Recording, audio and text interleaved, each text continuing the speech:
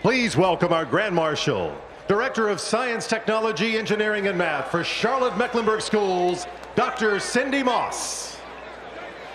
Before I get to the four most important words of the evening so far, I'd like to say thank you to Bank of America for your commitment to high-quality education in Charlotte and our country, for helping us use NASCAR to motivate students to study STEM, and for honoring our teachers. I'd also like to ask each and every one of you in the stands to think of a teacher that's made a difference in your life and really decide that this week to call, contact, and thank them for what they've done. Now, with no further ado, gentlemen, start your engines. 10-4, fired up, fired on.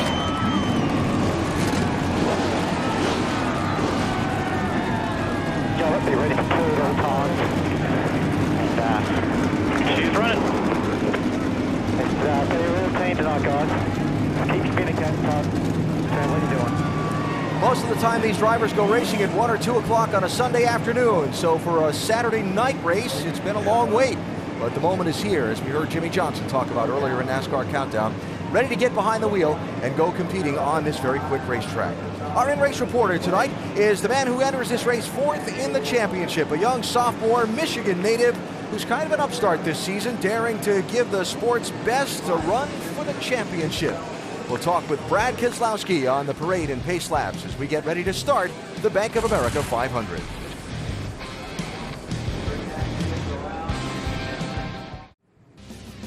Brad Keselowski, the 27-year-old Michigan native, has had quite the summer into fall on the NASCAR Sprint Cup Series. Scored a win at the Kansas Speedway in June, followed it up with a win at Pocono Raceway in Pennsylvania in August, and the night race at Bristol to end that month of August. Now Brad competing in the chase for the NASCAR Sprint Cup as we wind throughout the autumn of 2011. Brad is our in-race reporter for tonight. Show you the starting lineup for tonight's race across the top of the screen. Got to wait a little while before we find Brad because he's a little bit farther back in the field. Brad also the subject of our Gillette Pro Glide profile. Last 3 months, sure turned a lot of skeptics into believers. Compare the beginning of his Sprint Cup career to those last 11 weeks. Yeah, count me as a believer. I'll tell you what, not only am I a believer, he's made a believer out of everybody in that garage area. And as he rolls off in that blue deuce tonight to begin the 3 parade and pace laps, let's talk to our in-race reporter. Hey, Brad, Dale Jarrett, ESPN. You have a copy? 10-4, how are you, Dale? I'm doing great, Brad. Hey, man, we've been talking all weekend about the grip that this place has, how fast it is. In your opinion, has it created any more challenges that may be a little different because of the speed that you have here right now? Oh, absolutely. This Charlotte track with the tire that Goodyear brought is a completely different animal. It's a really high grip tire, and you drive your car differently here than all the other mile and a half. So a lot of challenges due to the high speeds and high grip level that are much different. All right, Brad, our second question comes from our mailbag, and Tyler in Cherry, Illinois asks, do you think your experience winning last year's nationwide championship is helping you this year competing in the chase?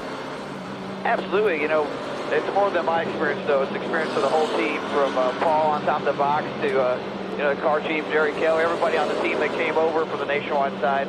Got a real good group of guys there, and we learned a lot. Had a lot of fun last year, and we're doing the same thing this year, and hopefully we'll get the same results. All right, man. Thanks for talking with us. You have a great night. Now Andy's going to talk to your crew chief, Paul Wolf. Hey, Paul, Andy Petrie in the booth. You have us? Clear, Andy. You know, Paul, speaking of that run you guys made for that nationwide championship last year, how's it different this year making the calls to try to win a Sprint Cup championship? Just a lot more competition is probably the biggest thing. Obviously this is the the top of the sport here, and all the best guys making decisions on top of the box. So definitely makes it tougher, but we're having a lot of fun with it, like Brad said, and just trying to do what we did to get into the chase, and that's put together solid races and make good calls. And we might not always have the fastest car, but making good decisions and just executing well has definitely helped us get here. Yeah, Paul, you guys have done a great job so far. Keep it up. Thanks for talking to us, man. No problem. Thank you. Brad Keselowski, Paul Wolf, and the Penske Racing Team getting set to go to the post from 26th starting spot tonight. Carrying one of our 8 high-definition onboard cameras for this race. We've got cameras in cars of 7 of the 12 chase for the Sprint Cup drivers, including the top 4 in the championship, plus a 4-time Charlotte winner. That will be Mark Martin. Mark said he's got a good car tonight, too. And as the cars work through the second of their 3 pace laps, let's get some final stories from pit road before it gets really noisy down there. Mike Massaro's made the quick change. Michael? I have, and the change being the operative word. There was a big change in the 18 camp this weekend, not one that Kyle Busch was happy about either. They had to change motors. What happened after final practice, the team was maintaining the motor. They stripped out a bolt from the engine head. It was damage that could not be repaired. Subsequently, they made the change, and by rule, will have to start at the back of the field tonight. Kyle describes this racetrack as his favorite, yet he's never won here. To claim his first win at the Charlotte Motor Speedway in the Cup side of things, he has to come from a long ways back, Shannon Spake. Well, here are some things you should know about Carl Edwards. He's the points leader. He won the nationwide race here last night, and he drives a Ford. Coincidentally, 110 years ago this week, Henry Ford drove his car to victory lane for the very first time. It was the only time Henry Ford would actually compete in a race, but the publicity was enough for him to open the company 10 months later and build it to what it is today. Carl Edwards is absolutely aware of the anniversary and would like nothing more than to celebrate it in victory lane. Dave Burns? Jimmie Johnson doesn't lead the chase, Shannon, but he is on his way. Look at this team pumped up on the wall, all ready to tell their driver they are ready to win. He's third right now, just 4 points behind leader Edwards, and he's on his way. A big win last week at Kansas, big history of success here at Charlotte, big momentum right now for the 48. Watch out, here they come. Dr. Jerry Punch. Well, Dave, a few weeks ago, a very frustrated Tony Stewart told me that, he didn't know if this team even belonged in the chase because they were enduring a 32-race winless streak. Then he promptly went out and won the first 2 races in NASCAR's version of the postseason playoffs. But after finishing 25th at Dover and 15th last week at Kansas, tonight at Charlotte, once again, there's that word, a very frustrated Tony Stewart is back in a very fast race car. So for the other 42 drivers in the field, it's going to be one heck of a fight. Alan? Thank you, Doc. Getting set to see a lot of sparks fly here at Charlotte tonight.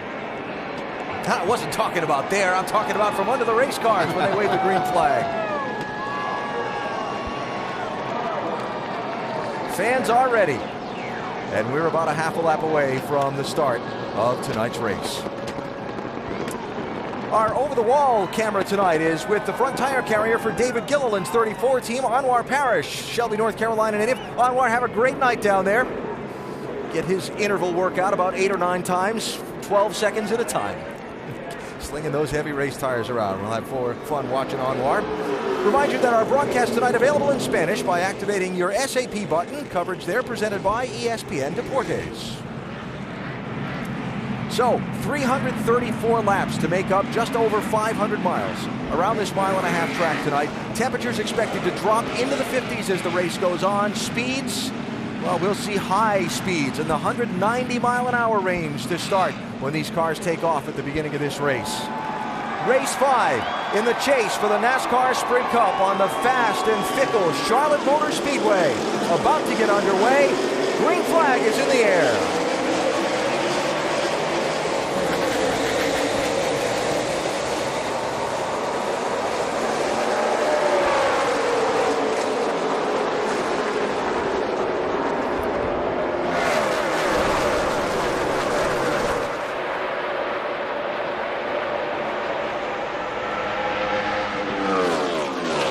Listen to those engines scream off into turn 3. Tony Stewart got a great start there. You see Matt Kenseth right on his bumper, but Tony's shown a lot of speed all weekend with this 14 car. As the pole sitter, Stewart had the right to choose inside or outside lane for that start. He chose outside lane. See if that becomes a trend on the restarts through the night. Ryan Newman in that white car with the lime green spoiler riding the rim. Trying to get a spot there from Greg Biffle, which he'll do. Biffle in the 16. One of the cars that looked really good in practice. There's another one that looked good. Casey Kane in that 4 car up on the high side trying to make it work early on. And now Kane running in 9th spot.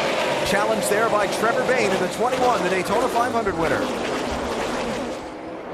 Trevor's got that cool paint scheme there. You see him getting just a little bit loose in the corner. Like Casey Kane might be able to get by him. But Trevor's got that paint scheme on there with thin wood on the hood. Vane Wood Brothers team. The car for which Trevor Bayne drives.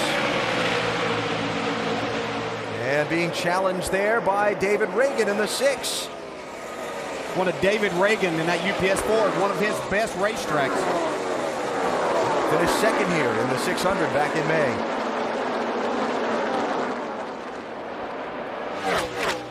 Stewart and Kenseth, then the gap back to Edwards in third.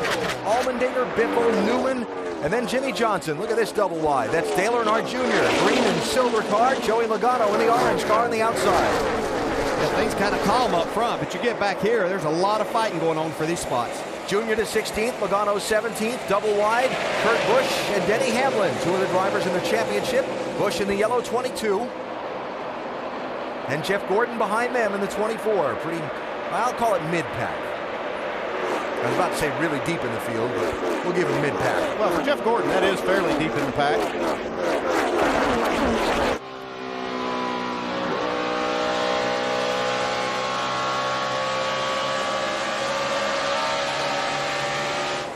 So, Dale, most of the practice for this race was done in the late afternoon and early evening yesterday. Conditions, it's a little bit later in the night now. What are these drivers feeling? What are they seeing in these opening laps? Well, the one good thing about that is you know that you're going to get more grip with the race car at this time. So it's not like a situation maybe that you practiced with a cool racetrack and you've got sunshine and much more temperature. So I think this is an easier situation, but you will have to make some adjustments, especially early on in these pit stops. And this time of year, you don't have near the transition with the racetrack that you do earlier in the year when you have the sun on it, even at this time of night. So it's been dark for a while. The track's cool. Speeds are high.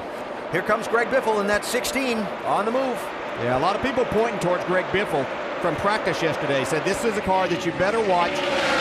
You know that the drivers that are fighting for the chase, they want as many points as they can get, but it could be people like Biffle and Allmendinger that really get in the mix and separate them as far as the points go. That's fourth place Biffle just moved into. Hard to believe it's been over a year since he won a race, but 2011 season has been one of running well, leading a lot of laps, and not being able to finish it at the end of the day. Jimmy Johnson had a lot of people talking about disappointment in 2011. Certainly in this championship till last week. The last 2 weeks. Man, last week, I'm telling you, he put a whooping on him.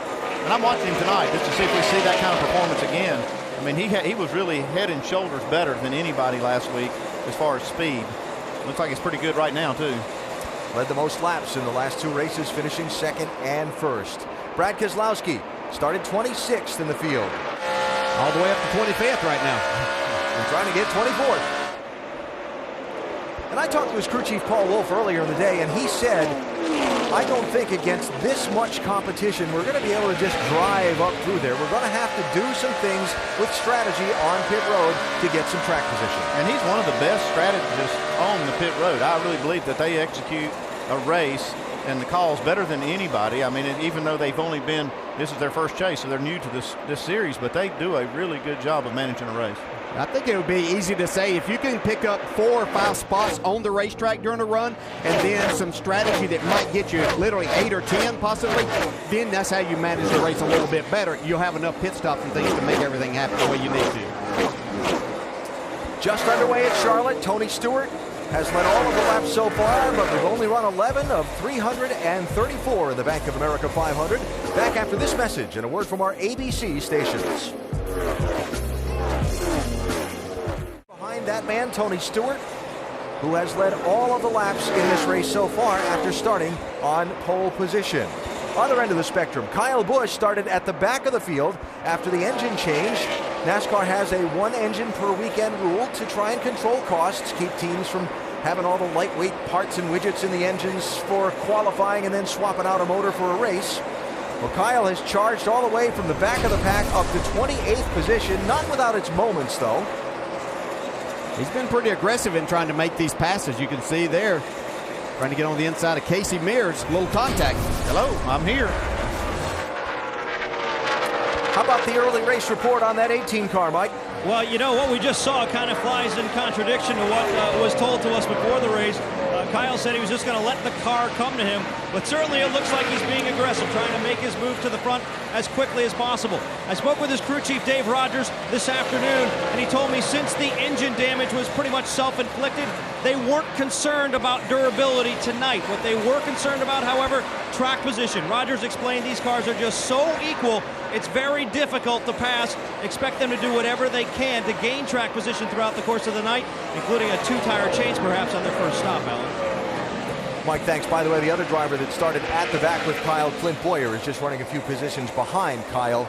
Boyer running right now in 31st. The determining factor on this strategy, Andy, is going to be how far you've gone on a tank of fuel from the last time you made a pit stop. Well, that's the thing, Alan. There's really not an opportunity to really play a 2-tire strategy unless you're going to take 1 can of gas or so. If you've got to fill it up with fuel, if it's going to take 2 cans, it's going to take the same amount of time to do that as it's going to take to put 4 tires on. So that's one reason you see them changing 4 tires when they make those green flag stops, because they have to fill it up with fuel. 10th and 11th places. Paul Menard, Brickyard 400 winner in the 27. Daytona 500 winner Trevor Bayne in the 21. Now watching the lap times, Trevor Bayne's got a pretty fast car. I looked down a few times and he was the first or second fastest car on the track for a few laps. Shannon? And Trevor Bayne said the car was fast all weekend. Obviously, that showed in his qualifying effort. Now it is getting tight, especially entry to middle. He also radioed in and said he thinks he may have brushed the wall. The thing with a young driver like Trevor Bayne is that he has no really experience in these cars at night here, so he didn't know how much to adjust and tell his crew to adjust on this race car. Yeah, he's run the nationwide race, but these things have so much more horsepower, drive quite a bit differently too. You see the picture on the hood of the car, Glenn Wood being inducted into the NASCAR Hall of Fame. That paint job on the car, for long-time fans of NASCAR, is the same as it was for Glenn's last win as a driver. July 13th, 1963. They went out and had some uniforms made. They found the pattern and the guy who made the original 1963 uniforms and had some done for some of the original members of the Wood Brothers team, and that's the look from 1963. Yeah, a lot of family members there and people that have been within that organization a long time. Recognize a lot of those faces. The 2 years that I had to work with the Wood Brothers made them basically friends and family of mine for life. So great to see Glenn Wood being honored for all he's done for this sport. Those are some cool uniforms. Oh, really look good, don't they? 5th and 6th places, A.J. Allmendinger in the Richard Petty Motorsports 43, and Jimmy Johnson trying to pick his way toward the front in that fast 48. A.J. Allmendinger having a good run here. We saw him in practice yesterday. His car's really fast. This is one of the racetracks. He likes the banking and the grip that you get here. Look for him to stay up front most of the night trying to get that first victory. But for now, he's going to go a spot further back. Well, there's no reason not to get behind the 5-time champ and see what he may be doing that you can use to your advantage at some point in time. Jimmy Johnson, a little bit closer to the front, up to the number 5 spot. That 48 car started back in 9th position. The Bank of America 500 just underway. Tony Stewart leads early.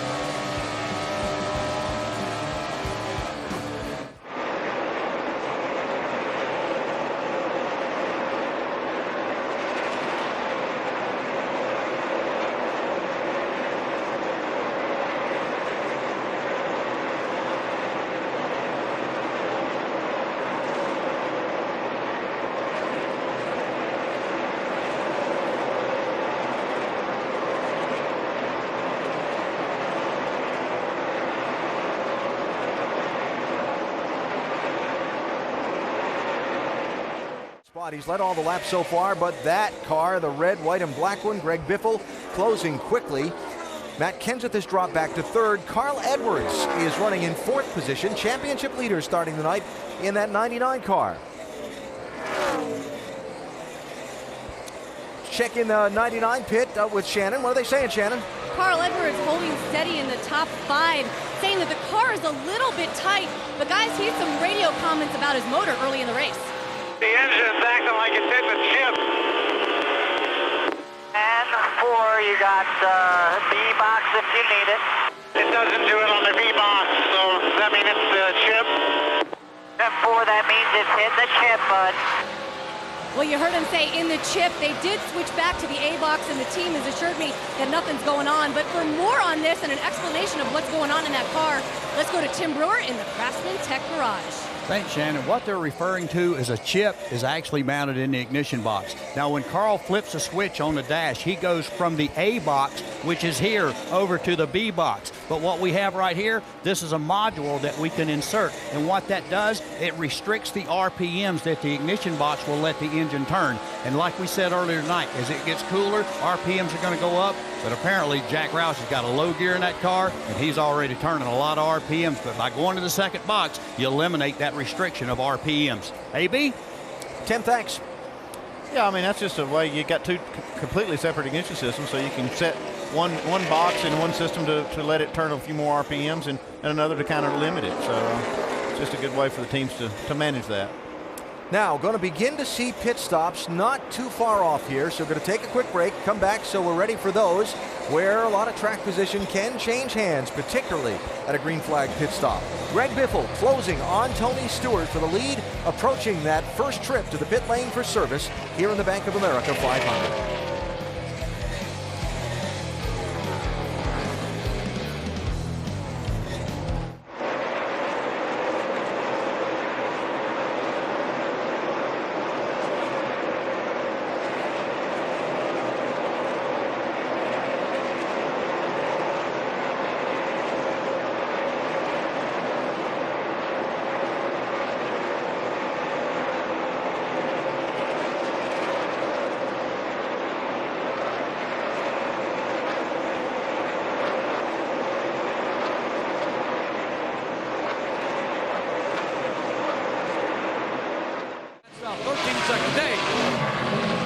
Car Matt Kenseth on pit road, 4 tire change. It was tight. He was sliding the right front. Very concerned about that. They'll full of Sunoco fuel. Make an air pressure adjustment. Doc.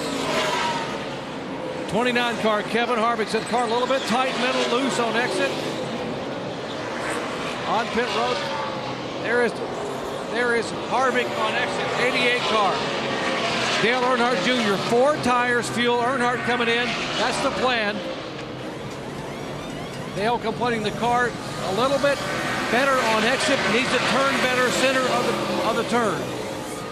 Earnhardt getting left side tires, getting completely full of Sunoco fuel. No other adjustments. Light air pressure.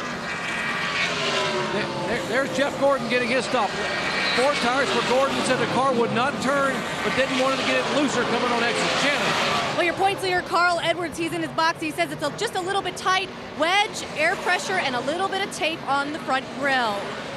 Brad Keselowski also making his way into his pit box. He says that the car is tight all the way through the center, loose off the exit, so they are going to go to work on that number 2 car. It is a 4 tire change for Brad Keselowski.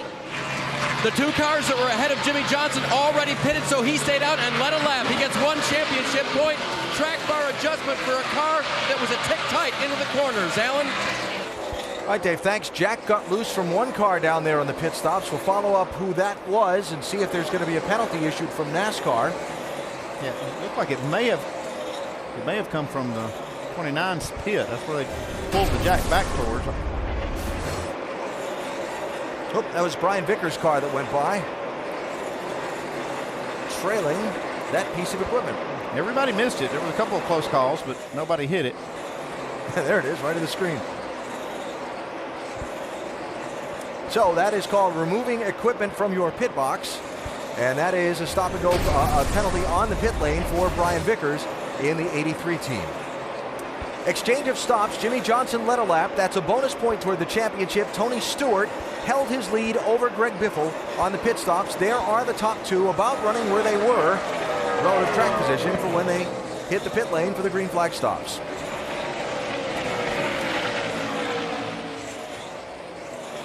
Not familiar with the scoring system? When you lead a lap in a NASCAR Sprint Cup race, or you lead the most laps in the race, you get a bonus point toward the championship. Plus, you get a point for each position in the race where you're running at the finish. So these laps very important for Tony Stewart, leading for a number of reasons: to establish he has the car to beat tonight, and to try to get that extra bonus point as he tries to make his way towards winning this championship. Also, Matt Kenseth and Carl Edwards led a lap. A couple of the other championship contenders, so a bonus point toward the title there. Greg Biffle's going to have this lead in the second in that 16 car. Yeah, no doubt about that. Car is just extremely fast. I thought maybe the 14 was a little faster on the new tires, but Biffle, when he had the new tires to start the race, was having to negotiate some traffic, and we see now just how fast this car is. Tony finally gave up. Let him have it. That's called, okay, go ahead. I give. Yeah, this isn't the point in time to be fighting over that spot. At the moment, as much as Tony would like to add to his number of laps led, he'll fall in behind Biffle and see if he can hang with him for a while. With all of those cars on pit road at the same time, it's not easy just to get into and out of your pit box. No, I'm pretty sure Biffle was exiting as the 29 car, Kevin Harvick, was coming in. Now we'll see his pit stop here, but they had a lot happening. They made a good stop, though, Ian. Yeah, you see the brake rotor there glowing red, so Greg got a lot getting down to the pit road speed. Now the excitement ramps up when he heads out of his stall.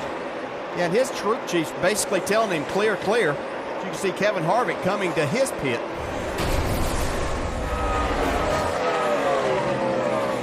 Had to make the move between cars there and keep from banging those fenders and caving anything in on a tire. So Greg Biffle out in front of Tony Stewart now, reversing the track position from before. We're back to the Bank of America 500 after this message and a word from our ABC stations.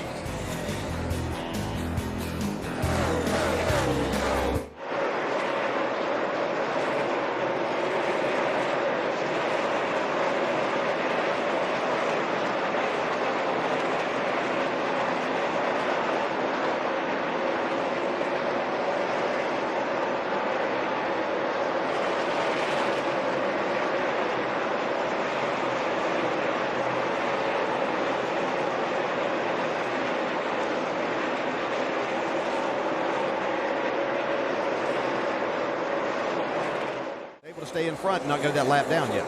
Some of the guys we thought and talked about before the race might get up there and contend for the win beyond Biffle. Casey Kane in this 4 started in 8th position, but hasn't made any progress toward the front. Dave, what's happening with this 4 car? I guess that's a bit of good news, Alan. He really only fell back to 10th. After the start of the race, was running about 9th when they came down to pit. He's having a little trouble with the car right now. It was hitting the right front real hard during that first run. It was interesting today when I talked to his crew chief, Kenny Francis, who you see on the right. We were almost done with our interview, and then he had some final thoughts. He just kind of, without asking, said, I hope we have a good race, but I'm a little nervous. Something crazy can always happen. I guess that's just Kenny, but right now, they haven't found the niche that Casey's had here before. Dave, thanks. Jimmy Johnson got a theme of conversation started last week at Kansas that Carl Edwards picked up and ran with this week here that might apply to this Casey Kane situation. Jimmy said, this has been a crazy year because it's been hard to predict from practice the day before the race how your car is going to be when the race starts and during the race. Yeah, that has been the theme, and that's why these crew chiefs are really nervous to get these races started because they really don't know what kind of car they're going to have. The one thing I would feel pretty good about if I was Kenny, though, is Casey Kane seems to peak late in these races at Charlotte. I think, they're still hanging in there really nice in the top 10, and I expect him to still be a factor. Yeah, I think one thing, we touched on this a little bit in the practice that we showed yesterday, was that in practice anymore, they go out and run by themselves. They don't run around a lot of cars, and we know how aero-sensitive these cars are. So they're setting their cars up to run as fast as they can in clean air. Obviously, they're not in that very much out here. I think that makes a big difference. Watching back here for 20th, 21st, and 22nd. Mark Martin in the 5, Jeff Gordon in the 24, Kyle Busch in the 18. Rusty Wallace and Big Brad Daugherty down in our ESPN pit studio. Was kind of curious about how Gordon's night was going to go, Rusty, if we were going to see him move forward or not. He really hasn't gained any ground either. Yeah, Al, I'm really surprised. We've been sitting down here in the pit studio, Brad and I, looking at this. We're seeing a lot of cars really not moving forward at all. I really expected Jeff Gordon to get going. He started 23rd. He's only up to 21st. But another car I'm looking at really strong is a 2-car of Brad Keselowski. I tell you what, he hasn't went anywhere, guys. He's sitting there hung out at 26, and a little bit here, it looks like he's going to get lapped, Brad. Yeah, he does, and it's really interesting. We talk about this time and time again. The entire field, Rusty, and guys, if you look at it, from Biffle all the way back to Keselowski's on the lead lap, they're all running basically the identical speed. You look at Jeff Burton, who's a lap down. He just ran a quicker lap than Greg Biffle did, who's out in clean air. All of these cars are running identical speed. It's amazing how fast they're running right now. The lead car, second lap, was Tony Stewart, run 189.5 miles an hour. At one point, the pace fell off to about 175 miles an hour. But Brad, you're right. The whole field is falling off about the same speed, and it's making, for this car, the 2 car, really hard to pass. But right now, he's struggling with a bad handle on the car. A lot of guys are struggling trying to find speed right now, Alan. Yeah, what he needs is a caution. Keselowski does, Rusty and Brad, thanks, to try and keep that leader, Greg Biffle, from overtaking him and putting him a lap down. You see Jeff Burton just in front of the race leader in that 31 car. Down to 26 on the lead lap at 100 miles of tonight's Bank of America 500.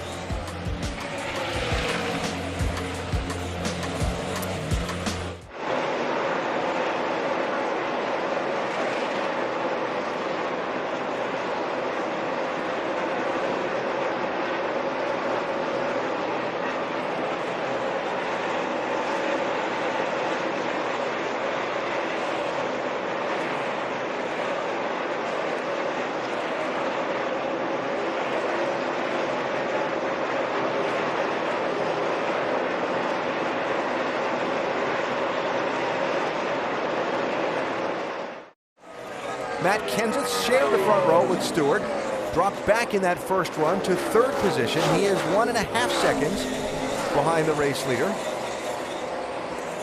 And behind Kenseth is where we begin to go up to speed with Nationwide Insurance. How about we start with the 5-time champion running in 4th place, and Dave Burns. And a race car that's just a bit free now, Alan, but in a good way. It's very balanced for him and staying loose enough to have a little fun with the crew. Here's his last report. A little nervous, but man, it turns really good. His nervous was pit 4. Don't be nervous, my man. We're all here with you. Thank you. I feel so much better.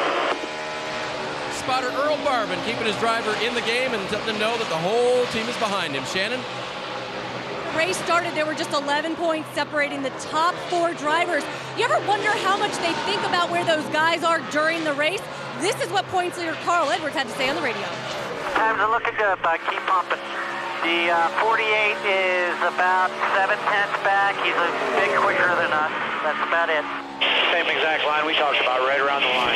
Left side's on. And you hear that line, he said he is watching where Jimmy Johnson is on the track and watching where he is in the points. Mike? Shannon, A.J. Allmendinger started 4th, but he's fallen back just a couple of spots, rolling around at 6th right now. He radioed in not too long ago saying he feels like he's losing the track. They're not keeping up with it. Greg Irwin, his crew chief, radioed back saying we're going to go back on the adjustments we made on the previous pit stop. Just behind him, David Reagan. Reagan started 11th and right now is inside the top 10. Caution, though, on the racetrack, Alan. Yeah, Mike, one of NASCAR's spotters that they have around the racetrack called into the control tower a second ago about some debris that he spotted in turn number 1. So yellow flag is out for the first time in this race and slows the pace of Greg Biffle. I'd noticed a lot of drivers that had changed their line going down into turn 1 from what they had been doing. I don't know if that's because of what they saw there on the racetrack, but they really had made a concerted effort to miss something down there. A beverage can at 190 miles an hour is not something you want to hit. Pit crews getting ready to go to work for the second time. The AT&T Fastest Pit Crew of the Year award is determined by the winner of each race, the fastest pit time, and you, the fans, vote. Text the car number to 234567 for your pit crew choice. Matt Kenseth's crew's a good one. A good one to pick right there. Kenseth in that 17, sitting 3rd behind Tony Stewart and Greg Biffle. Now, since the last pit stops, about 30 laps. And it's probably outside the window for 2 tires. Well, for most cars, yes. I think most of them will take 4. It's not saying that somebody won't put 2 on. I think we'll see a few 2-tire changes. Some people need some track position. Dave? Matt Kenseth is going to get 4 tires. They're going to make an adjustment for his race car, which needs to turn quite a bit better, according to the driver. They'll get it full of Sunoco fuel. Shannon? Well, your points leader coming into this race, Carl Edwards. The car started tight. They made some adjustments on that last pit stop a little bit better. They're going to get a little more aggressive, air pressure and wet. Mike? Greg Biffle still looking for his first win of 2011. Has a very strong race car here tonight. They're going to make a chassis adjustment on the left side. A 4-tire change on the 16, Doc. Tony Stewart lunds the car. Pole sitter, early leader, 1 round in the right rear, no air pressure, 4 tires, clean the grill. Stewart down on the way. Here comes Biffle, and Stewart will beat him out. Are going to see a couple of right side tires, DJ. Yeah, I've got a couple of takers there. Ryan Newman up 10 spots to be first off the pit lane. Kevin Harvick up 11 spots. Hey, look back at McMurray, gained 13 to come out 10th. So a strategy session on the second pit stop of the night. The chaplain's under the first caution of the night, and Ryan Newman is going to be the new leader of this race.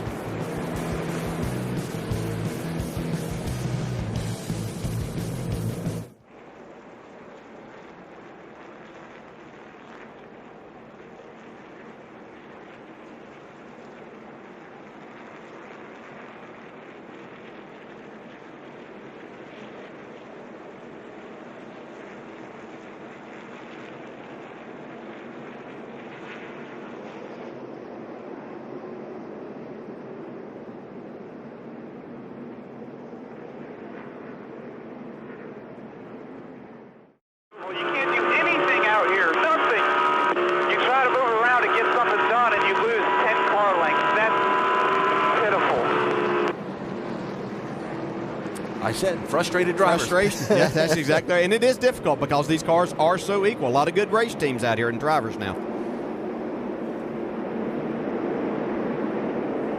So looking at the restart order.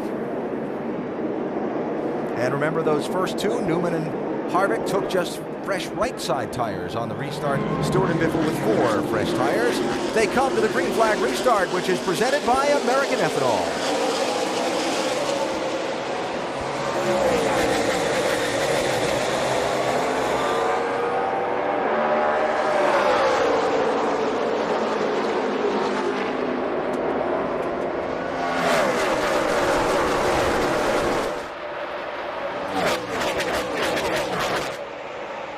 Nobody able to break free yet. Now, Harvick had a little advantage off of 2, but Ryan Newman came flying back down the back straightaway.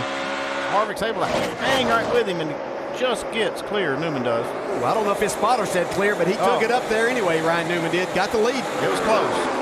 And Greg Biffle is able to swing around Tony Stewart and get back in front of him. So Biffle in third. Now going to work on Kevin Harvick for second.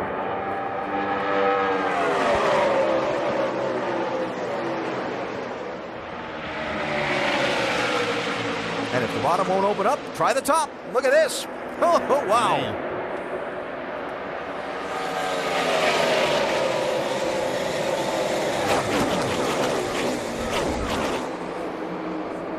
How about 184 miles an hour that last lap? That's the average speed. That includes slowing down for the corners. Incredible. Yeah, the grip that they have here and the horsepower these race cars are making, just incredible how fast you can go around here at night. Denny Hamlin 11, Trevor Bayne 21, 10th and 11th spots. And your lead getting tight. Here comes Tony Stewart for third also. 14 car underneath Kevin Harvick, Matt Kenseth, Jimmy Johnson lined up there to try and keep that 29 to the outside. And up front, no contest. And I think that's might be what we see with 4 tires here tonight, Andy. On these Cup cars having all that horsepower here, I think you're going to be at a disadvantage with 2 tires, especially with that many laps on the left. And especially with Greg Biffle on 4 tires. Yeah, I think that may be more of it, huh? Yeah, he's got a great car tonight.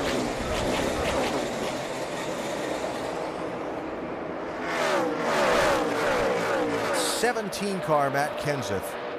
A generally great night for Roush Fenway Racing. All 4 of their entries in this field in the top 10. That 17 car of Kenseth. Watch for him to be sneaky fast around the front tonight. He was my pick that we do for ESPN each week. He was my pick to win this race tonight, but watched him yesterday in practice. He didn't seem very happy. I didn't see the speed. I was a little concerned about that, but I think he and Jimmy Finnick got together and possibly made some good changes. He's going to be right there.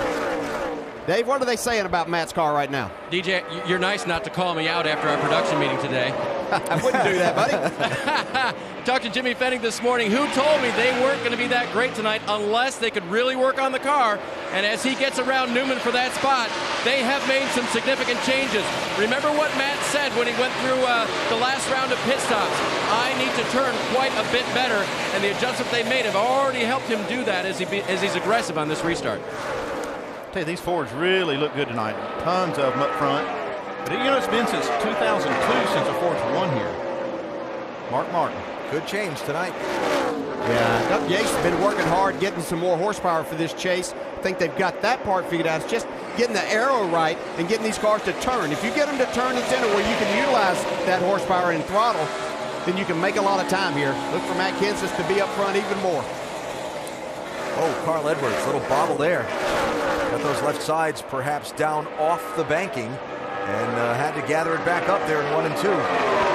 Shannon, we heard from the 99 before, talking about his engine a little bit, watching the 48 car. What's the latest there? Well, you just mentioned those left side tires. That is exactly what his spotter, Jason Hedleski, just told Carl Edwards. He said, your left side tires are down on that white line, and that is what he's been watching Jimmy Johnson and all the guys at the front of the pack do all race. That's what they've been working on. It's been tight, and it looks like they're getting there. Doc? And Kevin Harvick, who watched the nationwide race last night and saw some guys put on 2 right side tires, and it freed them up, and they held her on. Not the case for him tonight. 2 right side tires and an air pressure adjustment. Thought it would free him up. He is absolutely plowing, to quote Kevin Harvick. He restarted second and has now dropped back to 7th and is just hanging on. See the car just plowing up across the racetrack, trying to keep it out of the wall, guys. Tight when the front tires don't want to grip and the car doesn't want to turn into the corner. Loose the opposite when the front end grips and the back end doesn't. It wants to spin out in the corner. I'm thinking a lot of arc running that high line, it might help it a little bit. But, man, when you got a car that's tight and pushing like he's talking about, just nothing you can do to let off the throttle. So, Mr. Crew Chief, let's talk about the net on the strategy, right? Kevin Harvick was 13th when he came down pit road for the stop, took just the right side tires, came out second. Where he slides back to before the next caution flag or pit stop will determine the success or failure of that strategy call. Yeah, and you're watching not only what your car's doing, you're watching what other guys have done with 2 tires. Right now, you've got the 39 car Newman. He's running 5th. It doesn't look like it's really paying off that well. I mean, I think it's like we talked about when they pitted. They'd almost run too many laps on the left sides to make it work. And I think we'll see the strategy work when they have less laps on the left side. Yeah, and sometimes you put these 2 tires on, your left sides are already built up air pressure. It's going to make your car tighter. Now you're going to put 4 tires on the next time. How do you adjust it? What are you going to do? That's the problem. That's the problem. The Rolling Science Project. It is a NASCAR race car. But Kevin Harvick, second in the championship by only 1 point or 1 position on the racetrack in a race. Starting this one, he won the 600-miler here Memorial Weekend. He's got some work to do to get back to the front. We're back after this message and a word from our ABC stations.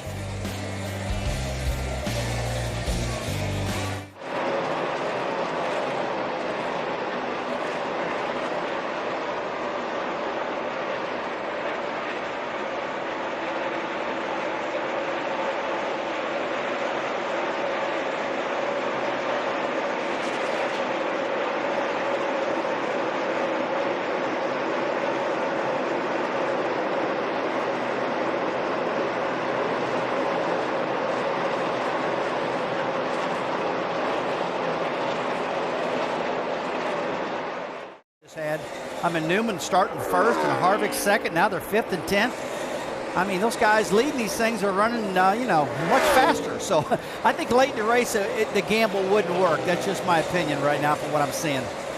Yeah, you're a 4-tire guy, though, Rusty. I am a 4-tire guy, Andy, because you always want to get the best handling car, Brad, and 4 tires generally gets that to you. Well, I still do think you're going to have to go 2 tires, Rusty, for some points throughout the race, just simply because, like we talked earlier, it's just so hard to pass. Those guys aren't running too bad. They're not running great. I think if you have a great handling race car and you take 2 tires, you give yourself an advantage. It's just so hard to go forward, Rusty. I just don't know how else you're going to do it. Well, I don't think so either. I mean, right now, these lap times are so close to each other. Granted, we're only 101 laps in this 334-lap race. We're only a third of the way right now. That's true. Things are going to change. The track will change. We've talked about it. Countdown, and the guys in the booth talked about it. And they're just going to have to stay up with this change in track conditions. But right now, I'm really not liking what I'm seeing. It's just kind of holding stable. better keep up with that 18 car on the night. We just saw Kyle Busch pick up another spot. Remember, he started at the back of this field after they had to make a change in the engine. Bolt stripped out when they were doing some of their tune-up work before the race. Had to change the engine, started at the back of the field. Kyle Busch up to 15th place, Mike. I know we heard him frustrated on the radio earlier, but seemed to have a pretty fast car. You know, the frustration for Kyle is pretty consistent when he's not leading, so no surprise there. A little frustrated with the aero situation, some of the same stuff he experienced last night in the nationwide race, but as you noted, he has a very strong race car moving toward the front. They made some significant adjustments on the last pit stop. He was a little bit tight center at the time. They made an air pressure adjustment, also a track bar adjustment, trying to help get this car just a little bit better. His frustration, as you heard on the radio, was with the fact that these cars were just way equal and he wasn't able to make the moves on the racetrack that he wanted to. Kyle trying to run down Dale Earnhardt Jr. right now to pick up another spot. That is 14th position that Earnhardt Jr. is running in that 88 after starting in 15th place. Side by side, David Reagan in the 6, Ryan Newman in the 39. Reagan going forward, Newman slipping back a little bit. Yeah, mention again, David Reagan runs extremely well here. Finished second back in the 600. They felt like that they had a shot to win this race tonight. They felt like that the whole group out of Roush Fenway Racing, that they were very strong. The cars were very close, and he felt like he could drive this thing to the front. A couple more Fords racing for position there. Trevor Bayne in the 21, 8th place. A.J. Allmendinger in the 43, 9th place.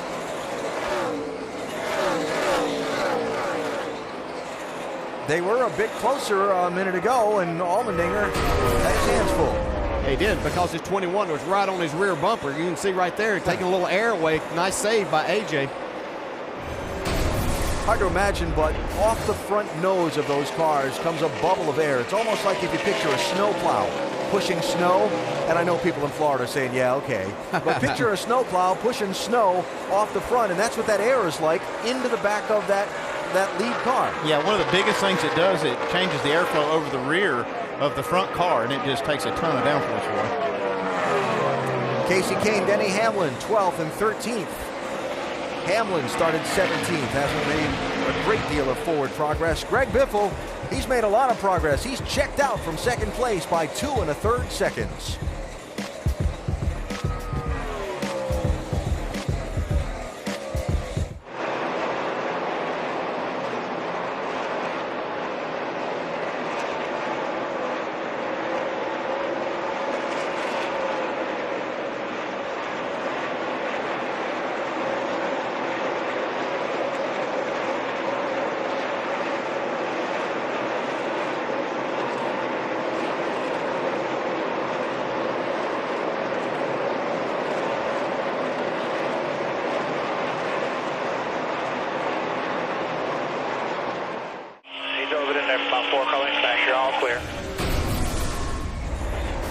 There's a couple second delay on that radio from what the driver's actually hearing, so it wasn't the spotter just saying inside when he was already inside him. No, and what he was talking about, Kyle Busch is driving so much further into the corner. I've watched him with a number of cars that he's caught. He's getting down in there, getting them loose, or either just barely touching them. The spotter doesn't have time to say anything that he's even there. So that's 29 positions that 18 car has picked up since the start of the race. By far the biggest mover in this field. Scoring serial on Kyle Busch. Forward, forward, and forward. Now, a couple of other guys who have not moved forward at all in this race. Jeff Gordon, Brad Keselowski. Keselowski in the 2 started 26th. He's running 26th. Jeff Gordon in the 24 started 23rd. He's running 27th. Just hanging out right now. Not where they want to be. No. Yeah, I'm really surprised. By the 2 car in particular, he was really fast in practice on Friday and really felt like they had a really good car yesterday in practice. I expected to see them moving forward. Let's get an update on both of these cars. We'll start with Shannon. Well, they have been getting very aggressive with their adjustments on this 2-car. Track bar adjustments Both times they've come down pit road, including air pressure, just really trying to fix it up, and it is going nowhere. Brad says nothing will make the car turn. He did radio into his crew chief and say, Paul, I am patient. I know you can fix me up. And this is what these two guys have. They have great communication, and they have a lot of confidence in each other. Doc? And we mentioned that Jeff Gordon started 23rd, moved all the way up to 20th, and now is back in 27th position. As to what's going on with the car, well, listen in. Hey, Alan, it looks to me like the track is made rubber. And what's happening is it's just losing grip. So when you're in the rubber, it won't turn, or it gets loose, or whatever, it does. So I don't know what to tell you. Now, the not turning part, he said just a moment ago that the car is really tight on landing. When it lands coming off the corner, it's tight and will not turn. He's also very upbeat and positive with the crew a moment ago. He said, guys, we're really not that bad. Quite honestly, it's just hard to pass out here, but we're going to get there. But we're really not that bad as you look at where we're running right now. Alan? Doc, thanks. Jeff Gordon had the engine failure in the closing laps of last Sunday's race at Kansas. It dropped him all the way from 19 to 47 points behind the championship lead. That's more than a full race behind the leader as you look at a race for second now. Matt Kenseth, 17, trying to get by Tony Stewart. So Gordon can't afford to have a bad. I mean, he's not out of it the way he started the night tonight, but another finish in the 20s while the guys he's racing for the title finish up front. Now, he's out of it if this is the way they're going to run. He's got to run better, Alan. You're right. He's got to get up there and lead lap and win some races to get back in it. He's got to win 3 of these last 6 races, and what we're seeing right now is not going to get that done. He says they're not that bad, but they're not that far from getting lapped here. So they've got a lot of work ahead of them, but it'll take 3 wins, and that may not even do it because he's got so many talented drivers to climb over as we start getting pit stops here. Well, speaking of running poorly, Jeff Gordon, one of a few cars that have decided to short pit stop earlier than the full fuel run would get them in the car because it's not handling like it needs. Doc? Exactly. You heard him talk about how the thing would not turn on landing, and it was loose when he was getting in some of that rubber that the track is laying down. How hard it was to pass, so why not come in and go ahead and make adjustments on it? Get 4 fresh Goodyear, fill it full of Sunoco fuel. All that weight in the back of the car will also impact the handling. Great pit stop, less than 13 seconds. They burn. David Rudiman is in right now, guys, and they're already gone. A quick change for them, 4 tires and fuel. And now that the first guys have made the move to pit road, you're going to see the land rush. Junior's in, Doc. Dale Earnhardt Jr. on and off pit road, talking about the car being tight in the middle, would not turn. Quick adjustments. Everybody starts coming once they see one leader come in. Everybody else come on to pit road. Kevin Harvick, we told you how the 2-tire right side tire change did not work. The car was plowing, meaning it would not turn at all. This time, it is 4 tires and a major air pressure change. Shannon. Well, they are going to go to work on this 2-car Brad Keselowski. The Cinderella story of the season.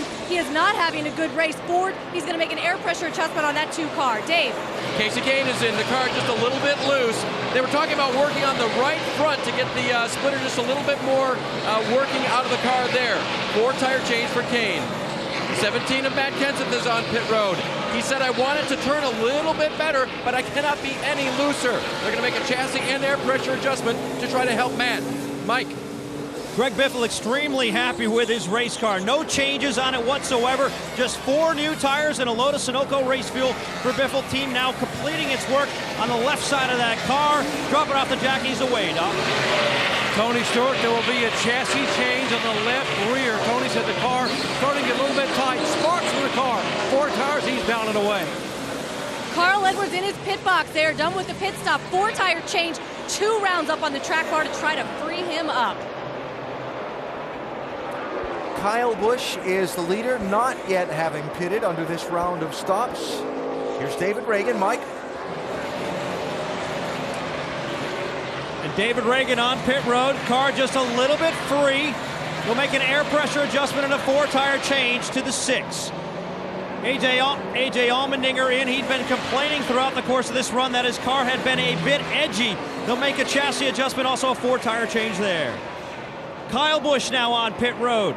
He has been having some problems with making passes, complaining a little bit about an aero push. He'll roll down pit road, coming to make his stop now. We expect another 4-tire change on the 18 car as he slides into his box now, locks up the brakes. The team going to work on the right side of that race car. So mostly through the cycle of pit stops, and the man who has had what appears to be the strongest car tonight is about to make a new visit to pit road. Greg Biffle is missing a lug nut on that 16 car. NASCAR rule is you must have all 5 lug nuts installed lug on the left rear, 4,000. on that car, and apparently the official spotted when he left. They were missing one on the left rear.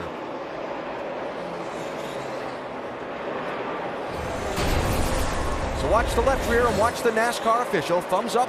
They come around the car. Now watch on the left rear when he leaves. Yep, he saw it. You know, he didn't give the crew the signal until the car left, which made him have to come back. It's going to cost him a ton of time.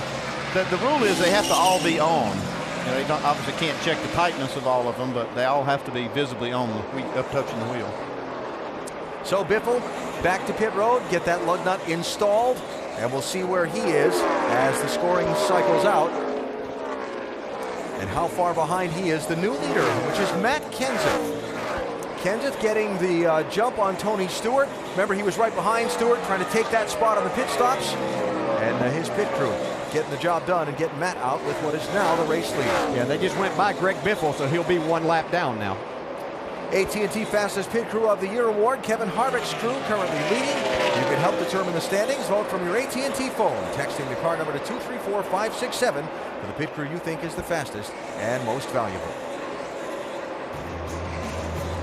Penalty for Greg Biffle. That puts Kevin Harvick out in front of the Bank of America 500. A lot of time left in this race for Biffle to try and rally back.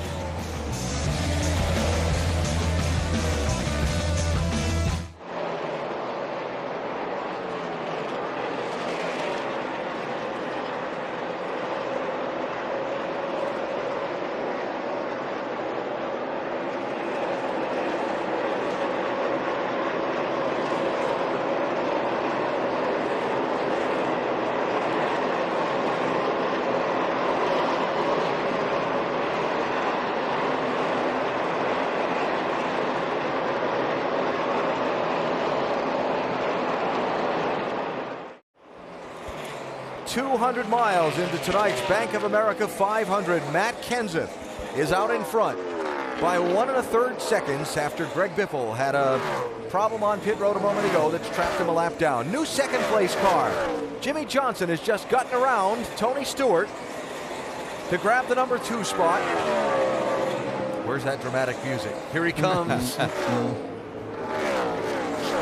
And make sure to stay tuned for our NASCAR Nonstop coverage in the second half of tonight's race. NASCAR Nonstop tonight presented by Bank of America.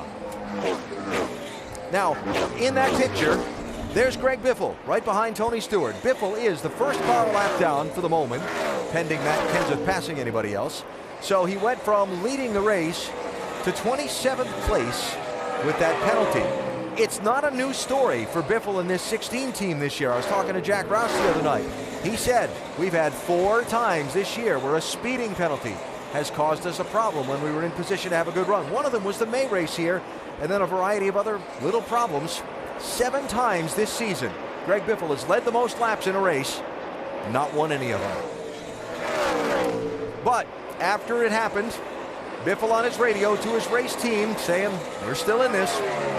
Hey, just stay with it here, Bob. We'll get this back. We'll get it back. We got plenty fast enough car, plenty good enough time here.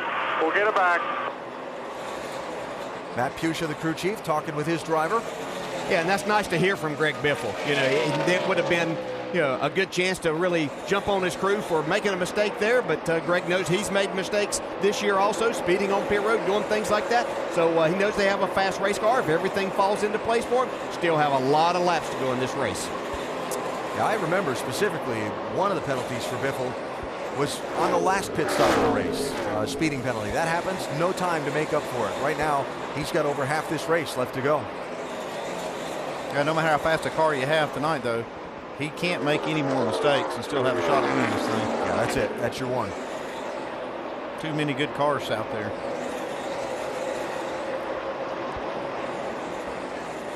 Remember at Kansas last week, Jimmy Johnson dominating the race and led the championship standings for a lot of the night until Carl Edwards made that late rally, and literally in the final couple of laps, and Johnson wound up 4 points behind Edwards at the end of the Kansas race. Well, at 1 point per position, where they run on the racetrack now, Johnson in position again for a second straight week to possibly take the championship lead.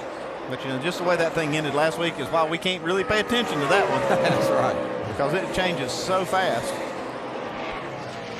He's going to have a lead in this thing in a minute. Yeah, he could have that, but I think Matt Kenseth is showing everyone, you know, he made some comments this week that maybe he didn't feel like that he was getting the respect that he deserves here in this championship battle, that he's right there in the mix for this thing, and I don't know if he's wrong about that part, that maybe we aren't giving him his due there, but I do believe he will have something to say about it before all of this is over.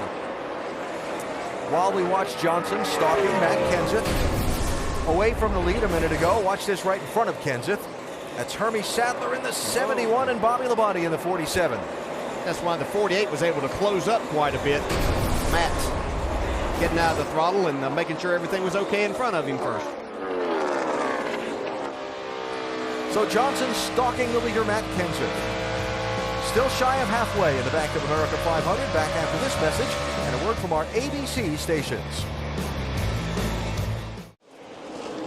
Caution is just waved here at Charlotte Motor Speedway. Debris turns 3 and 4. And the field slows from its 180-mile-an-hour pace down to the pace car speed of 55 miles an hour. Matt Kenseth gathered up by that pace car, and you see fourth in line there. And the first car a lap down, Greg Biffle in the 16. The Aaron's Lucky Dog free pass. He'll be waved around the pace car and be back on the lead lap. The bad break from the last pit stop, followed by a good break with the timing of this caution. I'm sure he'll put good use to that break that he's gotten there. Fast race car. It'll be fun watching him come up through the pack. I was just thinking, between Kyle Busch and now Greg Biffle, we'll be seeing some guys pass some cars. Kyle all the way up to 7th at this caution flag. And pit road open. Only 20 or so laps since they pitted. We'll see if there's some strategy here, Dave. Leader Matt Kenseth said his car is still a little bit tight across the middle, but he has better rear grip.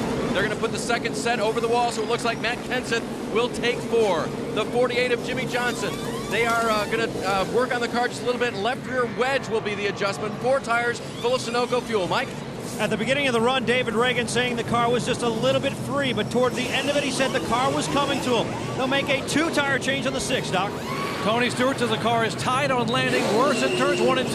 2 right side tires. Stewart down and away and beats everyone off of pit road. Guys, oh, look at that mayhem there with Denny Hamlin sliding out of his pit box. Crowded there. A lot of 2 tires.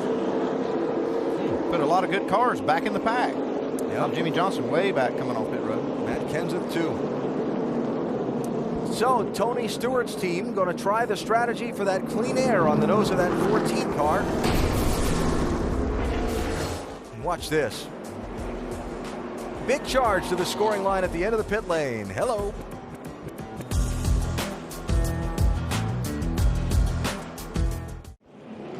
So Tony Stewart first off the pit lane. We saw a whole pile of teams go for just right side tires, and when that happens, the pit road can get a little congested. A little bit tight at times.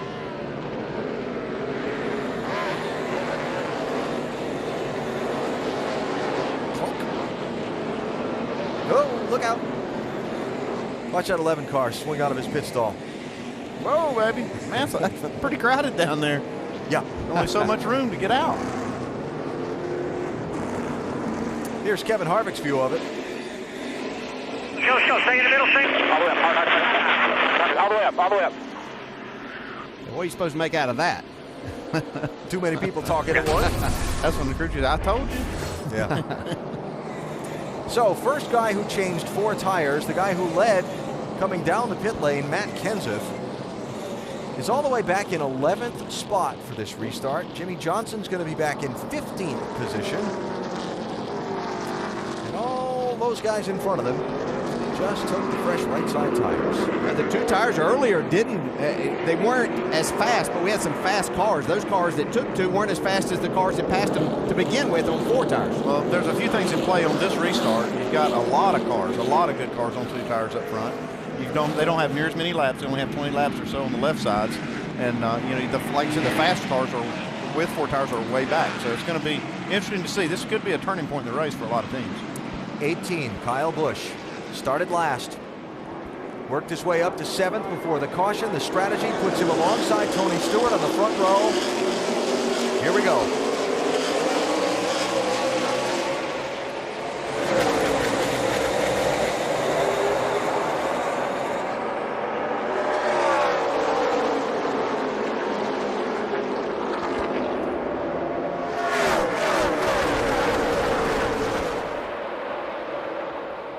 Side draft in there from Smoke. Playing a few games there. Kyle went back on his left rear there. Holding that clean air. Hang on. This could get ugly. Stewart holds on.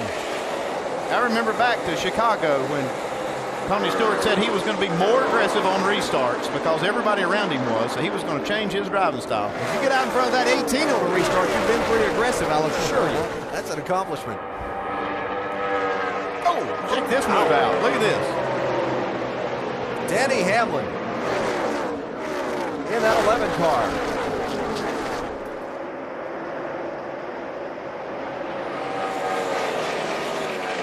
Dicey there. That's 7th, 8th, and 9th.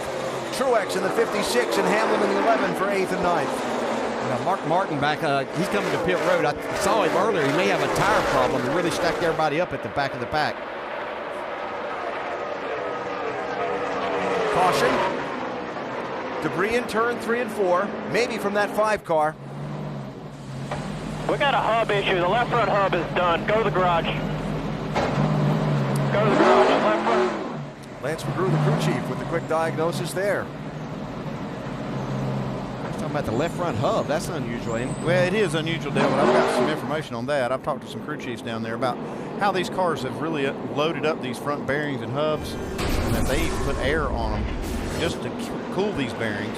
So they're one of those parts that are pretty highly stressed. Greg Biffle right in the middle of this. I thought we were going to have a big crash when I first saw it.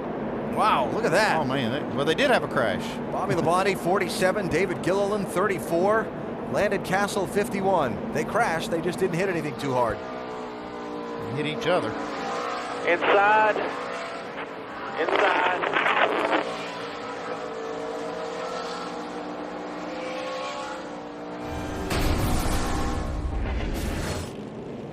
Well, that's unfortunate. I talked to Mark Martin this afternoon. He was really excited about his race car. Said that he was able to drive this car further in the corner than any Sprint Cup car that he's ever driven here before. He thought he could really make some ground today. So the Hendrick team put that car up on jack stands and go to work on that left front suspension. Tim Brewer in our Craftsman Tech Garage can show us what they'll be working on to fix that left front hub. Tim? Tell you what, AB, there's a tremendous amount of load on the left front, just like Andy was talking about. You can blow all the air you want to, but the bearing load is right here in this area, our cutaway hub. This is the inner race and the inner bearing right here. You have very little trouble with that. But this particular hub right there, that's a small version. A lot of the teams have gone to bigger bearings in here because the load is so great on this left front. AB? All right, Tim, thanks. Yeah, well, Steve Letarte that I talked to last week actually about it, I saw they had some air hoses going over to the front hubs and front brakes, and he said they're mainly cooling that hub because those bearings do get so much stress. But you don't normally see them in the garage area having to change them. Not the walk any crew chief like Lance McGrew wants to make during the race. From your pit box back to the garage to have that car worked on.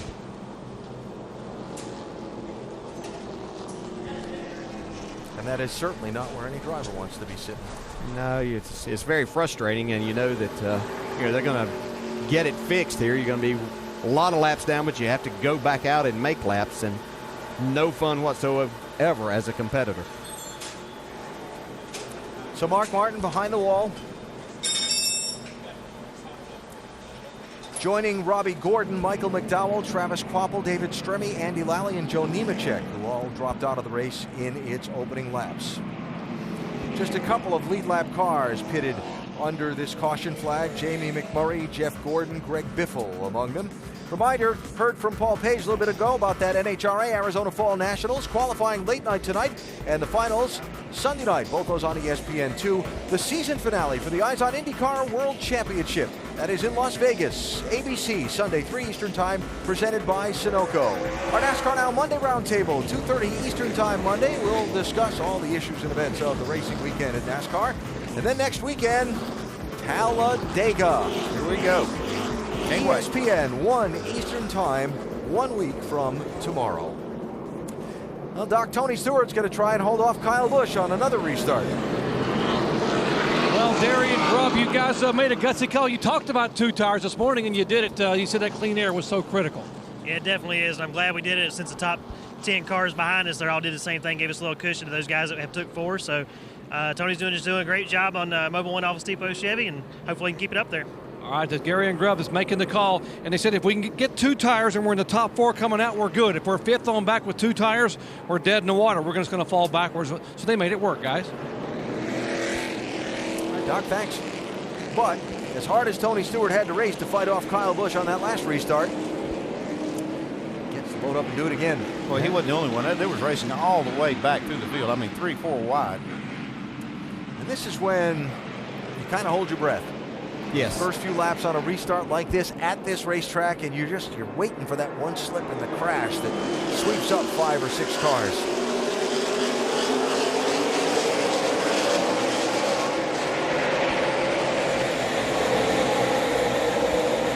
Ryan Newman goes 3 wide to the inside.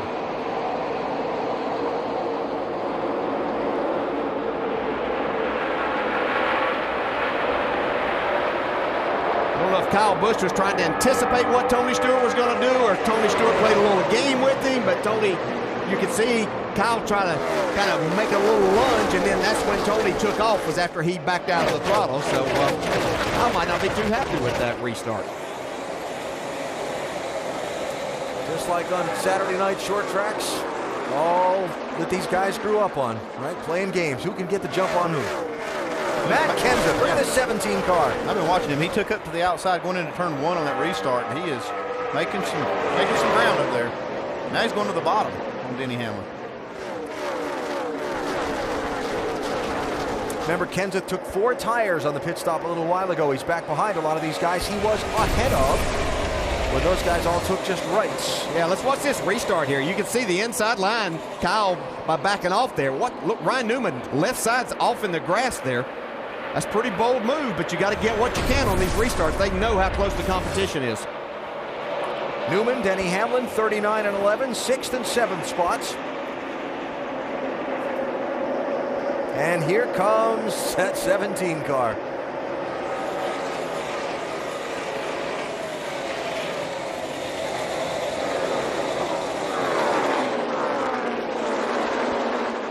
Matt Kenseth, former winner at this racetrack, got his first NASCAR Sprint Cup win here at Charlotte Motor Speedway. Former champion in this series. Trying to win another one. Double 8 and double 2. Earnhardt Jr., Kurt Busch, 13th and 14th. Logano in the orange car, Menard in the 27, stacked up behind him.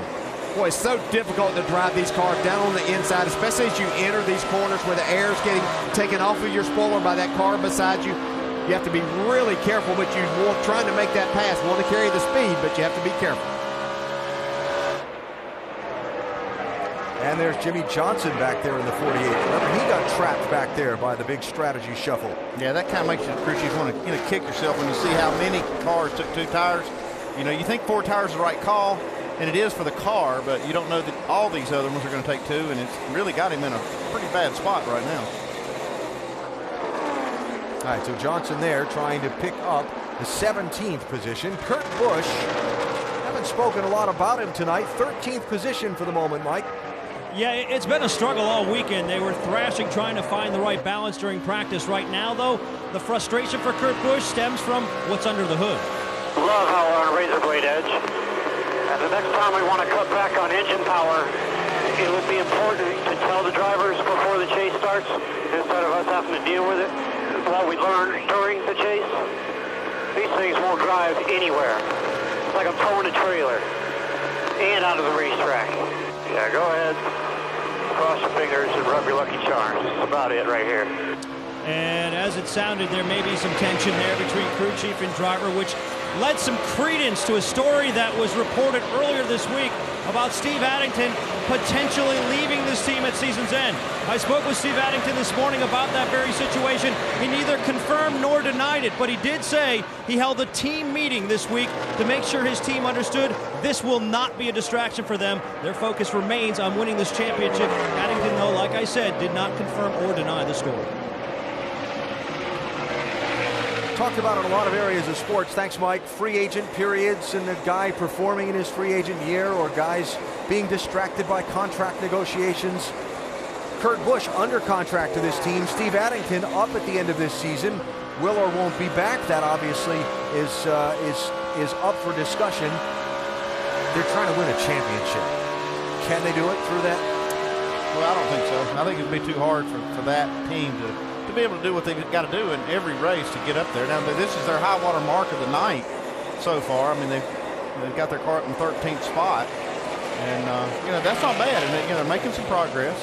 I think Steve Addington's doing a great job under difficult circumstances. I'm focused more on what Kurt Busch said right there. Are they dialing some power back to ensure longevity in these engines? I think one thing that made Kurt Busch and Brad Keselowski so strong was the power they had under the hood. That's why we could see them on these mile-and-a-half tracks, leading laps, winning races. If they're dialing that back, they're making a big mistake.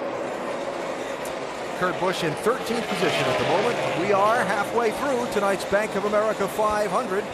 Tony Stewart is the race leader, and it is time to go NASCAR nonstop tonight, presented by Bank of America.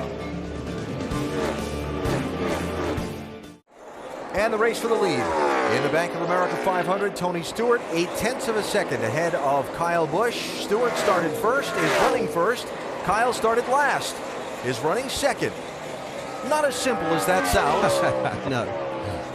Tony has led the most laps tonight. Greg Biffle had the strongest car, got a pit road speeding penalty, a little bit of, not a speeding penalty, I beg your pardon. Had a lug nut missing on our pit stop, had to come back in and have that lug nut reinstalled. It dropped him off the lead lap, got a free pass, got back on the lead lap. Strategy on the last caution, Matt Kenseth was leading. Jimmy Johnson was not far from him. They got 4 tires on their pit stop. Stewart, Kyle Busch, and a pile of others just changed right side tires. It exchanged track position and their fortunes in this middle stage of tonight's race. Very clean race, by the way. All of the cautions so far, 3 of them for debris that have come off various cars, and the only major story mechanically is Mark Martin back in the garage area after the left front hub on that 5 car broke just a little while ago. Jimmy Johnson's not able to drive up through the pack on those 4 tires they've got, but Greg Biffle's not having much trouble. Not having much trouble at all. He restarted 25th at lap 159. You see, barely 20 laps later, he's up to 16th. You see, they get a little tougher to pass when you get towards the front, but we'll see how that goes. They do, but I think Greg Biffle has the car to do it tonight. He seems to be able to make speed. If he needs to go to the middle, to the top portion of the racetrack, able to do that to get around some cars. It's been quite the season for Greg Biffle. Back in March, Biffle and his 2 pilots involved in an aviation accident in Kentucky when a mechanical failure caused the airplane to kind of skid to a stop on landing. That was in Lexington. All uninjured. Great thing there. A month later, signed a contract extension with Roush Fenway Racing. He and wife Nicole had a baby this season. And through all of that, Greg has been fast, but just not been able to take home a trophy from one of these tough-to-win Sprint Cup Series races. Well, they are hard to win. We talk about all the time how you can't make any mistakes these days and really come back, because there are so many competitive cars and teams and drivers out there. Just like tonight, we've got 27 cars still running on the lead lap. This battle for 8th. You see Trevor Bayne. He's got a great car tonight. They had one bad pit stop. Actually, I think it was under green that they lost quite a bit of spots. But other than that, this car's really been fast tonight. And the man he's racing for position, Denny Hamlin. Interesting comments from Denny in his press conference here at the racetrack this weekend. Talked about Joe Gibbs Racing beginning to make changes to get back competitive again. Hamlin saying that he felt like they were slow to react to some things that they needed to do, and they fell behind, and now he saw those changes. He felt like the organization was on board with a direction that he felt would bring them back closer to the front in the coming weeks so that they could end 2011 on a strong note to launch into next season. Yeah, I heard him make comment too. It was about how the drivers needed to be on board for the changes that they needed to make, which makes me think it's got to have a lot to do with the way the cars handle and the way they drive. Yeah, things that he sees with other cars and drivers able to do with their cars, they're not able to do that. I think that they have some work to do under the hood and on the bodies of these race cars. Doc, what do you know about this? DJ, you're exactly right. I talked to Mike Ford, the crew chief, about what he and Denny had talked about. And the best part is that these guys have remained very positive the last 3 or 4 weeks. They're going to try to do the best they can. He said, we're not doing anything differently now than we have done last year when we came here. We were second in the point standing. And you see Joe Gibbs there on the box. Joe Gibbs is not going to let this happen much longer. Both the driver and crew chief believe their equipment, the car, the engine, everything needs to improve. They are not nearly where they need to be competitive in this chase. And although they're out here digging right now and trying to get a top 10 or maybe a top 5 finish, they don't believe they're nearly where they were a year ago, which is frustrating for everybody in the organization. 1 win so far this season for Denny Hamlin, and nowhere near where he was a year ago. Hamlin contending for the championship last year. This year he finds himself a distant 12th, best finish in the chase, 16th. Didn't see that one coming.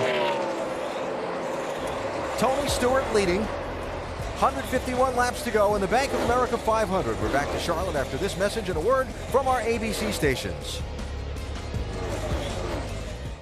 Tonight's Bank of America 500, Charlotte Motor Speedway. Right now, Tony Stewart is declaring that a 2-tire strategy to get clean air at the front of this pack down on the nose of that car is worth a lot.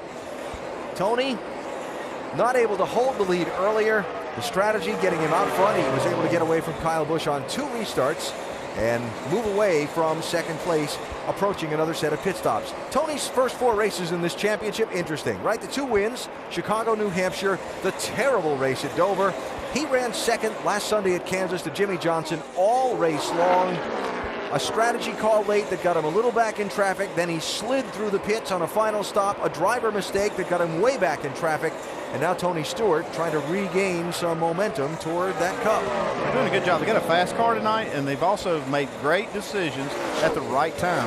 You can see Jimmy Johnson, he's back in 16th. He's not moved 1 spot forward since the restart with those 4 tires. So that decision that they made really was a turn. I talked about a turning point in the race. It was a negative turning point for the 48 team. Won't be long before we see this 14 car on pit road again, will it, Doc? No, Alan, probably about 10 or 12 laps around lap 200. You know, you talked about Tony Stewart and the mistake he made last week. Tony was frustrated about how poorly they ran at Dover and then embarrassed with what he did there at the end of the race last week and said nothing but winning counts from here on out. We're going to make a statement tonight. Mike. The 22 down pit road right now. They've been a little bit tight on entry, loose on exit. They've been contemplating what they should do to this car. They were thinking about putting a spring rubber in. They've decided not to do that. Instead, just a 4-tire change and air pressure adjustment on Kurt Busch's machine. And it's happening again. Soon as the first move to pit road is made, here comes the charge. Dave? Jimmy Johnson had been squandering wallowing around in the 15th position. He's going to get a chassis adjustment for a car that, as he goes to the center of the corner, will not turn. Shannon. And right now on pit road, as you see the 48 of Jimmy Johnson on the left-hand side, pit stop's underway. Jeff Burton on pit road as well. He has been struggling with the handling of this car. He says he needs more grip overall. They're going to make an air pressure adjustment. 88 on and off pit road. Dale Earnhardt Jr. saying the car is getting better than it was, turning better, still a little bit free on exit. And the 29 car, Kevin Hart, remember that 2-side, right-side tire change helped the race car. He said the car had been very free. It helped tighten it up a little bit. Now it's a 4-tire change for Harvick. Their idea, they got to come out of here with a top 10 finish and then go to their bread and butter tracks. Shannon. Carl Edwards in this 99 team, they've been working on this car all night. He's still a tick tight. They're going to make an air pressure adjustment for Carl. They're also going to take 4 tires. Remember, he took 2 on that last pit stop.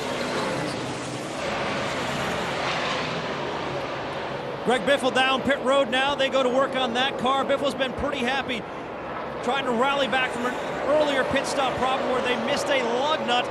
They'll do a 4-tire change in the 16. Otherwise, Biffle very happy with his race car. Kyle Busch on pit road. They go to work there. They did a 2-tire change last time down pit road. Expect a 4-tire change this time. They complete their service on the right side of that car, swing around to the left side, finishing up there, Doc.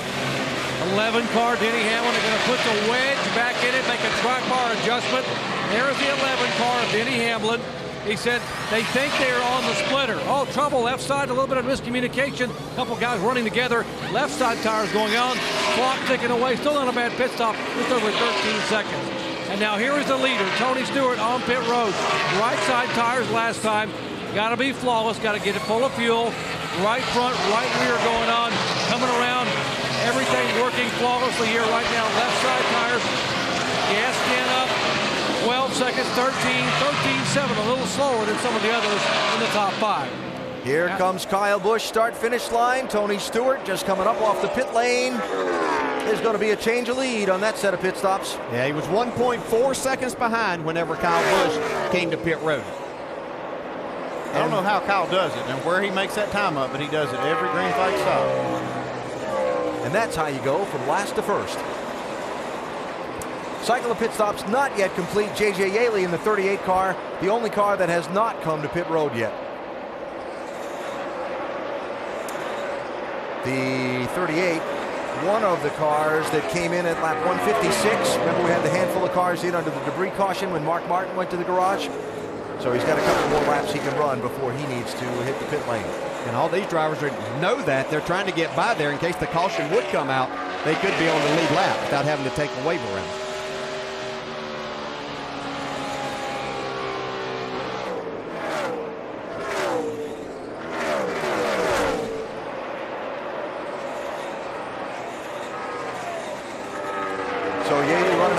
Laps before he finishes the cycle of pit stops, and we'll see Kyle Busch in front of Tony Stewart by nearly 2 seconds. See, the pit crew definitely doing their job. That's 1 second of it. He pitted 1 lap before Tony, so maybe 1 lap on fresh tires, maybe. Yeah, you could get a little bit there for sure, but as Andy was talking about, Kyle does it time and time again. So it's a lot of his ability to get on and off of pit road a little bit quicker than most everyone else. Behind Stewart, Carl Edwards will move up to eventually 3rd on the exchange of stops, then Matt Kenseth and David Reagan. And J.J. Yaley hits pit road, so there is your new leader, Kyle Busch. On the exchange of green flag pit stops, goes from 1 and 4/10 seconds behind to 2 and 1/10 seconds ahead. Time to go NASCAR Nonstop, presented by Bank of America.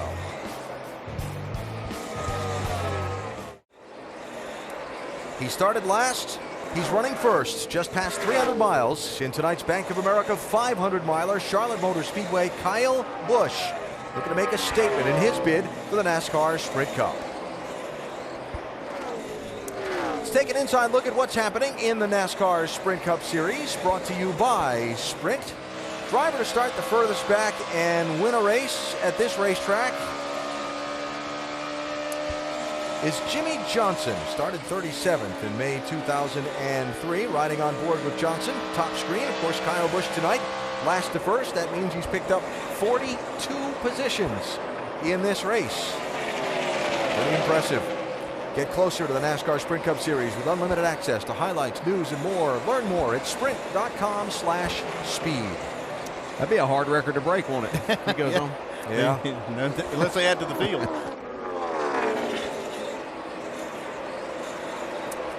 So, 18 team started last, running first, and I would imagine they're pretty pleased in their pit, Mike. I think that's a pretty good estimation, Alan. Catching up with his crew chief, Dave Rogers, now.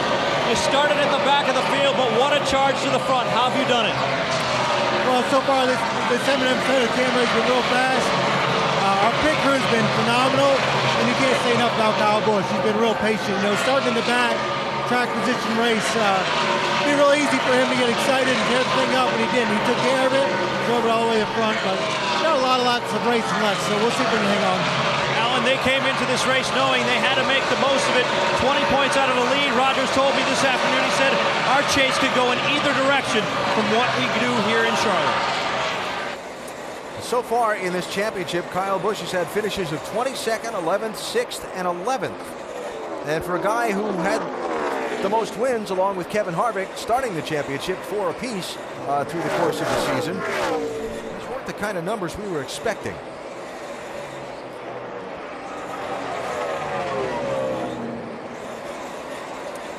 So Kyle got his way to the front in part by a strategy call, a 2-tire call made by crew chief Dave Rogers. Jimmy Johnson was up at the front. When that last round of caution flag pit stops, they went for the 4-tire change, and it kicked him back into the pack, and he just hasn't made any progress to the front. Dave? After the last round of green flag pit stops, he's picked up 1 spot on the track. Now, before that, he had an interesting radio transmission. Listen. Full rear, front closed, right rear off. But we can't run too long with those fronts closed, Simpler. Man, it's the only way I can keep up. Yeah, well, we end up falling behind the wall, we're going to be even worse position, so. Okay, and when I lose spots, Tony, mechanically, we cannot do that, so just calm down. Now we got the adjuster all the way to the rear. All right, that's an adjustment I'm not too familiar with. Andy, DJ, you know what's going on there? Well, I don't know exactly what it is, Dave, but we saw the 5-car have a problem with the front hubs. I'm just wondering if it has something to do with putting air on the front suspension, and now Chad Knaus knows about the 5-car's problem. Maybe he's pretty sensitive to it, wants to make sure that they don't have it. A couple of teammates exchanging 3rd place. Matt Kenseth by Carl Edwards. Saw the wave there. Carl with the white gloves giving Matt a wave, saying, yep, I'll let you go. Yeah, both of these cars yesterday, I don't think if you talk to either one of them, they thought during practice that their cars would be capable of running in the top 5, and they've both been very solid throughout this race so far. Roush Fenway Ford's running 3rd, 4th, and 5th at the moment. And by the way, Greg Biffle has worked his way back into the top 10. Yeah, he sure has. He's on a mission to get back up there and show that he has the best car here tonight. But, back to talking about those cars yesterday, not very good in practice. Some guys that we heard talk about their cars being great yesterday in practice, they're not running very well tonight. So it just shows you the big difference. The surprise factor we talked about that Jimmy Johnson and Carl Edwards were discussing earlier. Greg Biffle just joining us on a green flag pit stop earlier after running up from 5th starting spot and leading a lot of laps early in this race. Left pit road at lap 126 without one of the lug nuts on his left rear. Had to come back in, have that reinstalled, went from leading to 28th place a lap down. Caution flag at lap 146 got Biffle the free pass, the lucky dog. He got back onto the lead lap and has been slowly chipping his way forward through this pack ever since, on a night when it's shown to be a little hard to pass, even when you have a faster car. So Mark Martin is back on the racetrack in the 5-car after the problem earlier. 37th place, 46 laps down. Shannon, what did they tell you? Well, the team is telling me that there was definitely some overheating involved. It was bright red, as you guys saw. They said when Mark took off on that restart, he said something broke. And that is what they told me it was, a broken part. But they did have to replace everything that was attached to that left front wheel. So that's what they did while they were in the garage. Certainly something they're watching. All right, Shannon, thanks. Rusty, you have your head up under the hood of these race cars a lot. What are you thinking there? Yeah, I try to occasionally. There's no doubt about that. But I've been listening to all this conversation about heat in the front end of the cars, the brakes, all this type of stuff. And listening really close to what Jimmy Johnson got to say, it sounds like he's messing around with his brake balance, putting a lot of brake balance to the front of the car, maybe helping correct a loose condition. I would think that's probably what it is. But then Chad's saying, hey, you can't do that, man. It's going to get mechanically going to hurt us. Mechanically, what he's talking about, it's going to overheat the front of the car.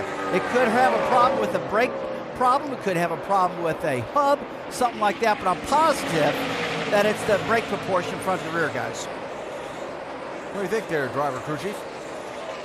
Well, there's a lot of things that they have in place here now. And certainly, I think that the problem that the 5-car had, I'm more inclined to believe, like Andy was talking about earlier, that they're concerned that with things that they're doing, that they may damage the entire suspension there. So there's so many things that they try to cool and have to do now. Yeah, I also agree with Rusty. I think that one of the things he's struggling with is his car's tight. Yeah. The way to fix that, if you're using the brakes any, is to put some of that brake to the rear. And I think that's what he's talking about. Okay, if I can't do what I want to do, I'll put more rear brake in it and see if we can make the car do what I want to do and not overheat the fronts.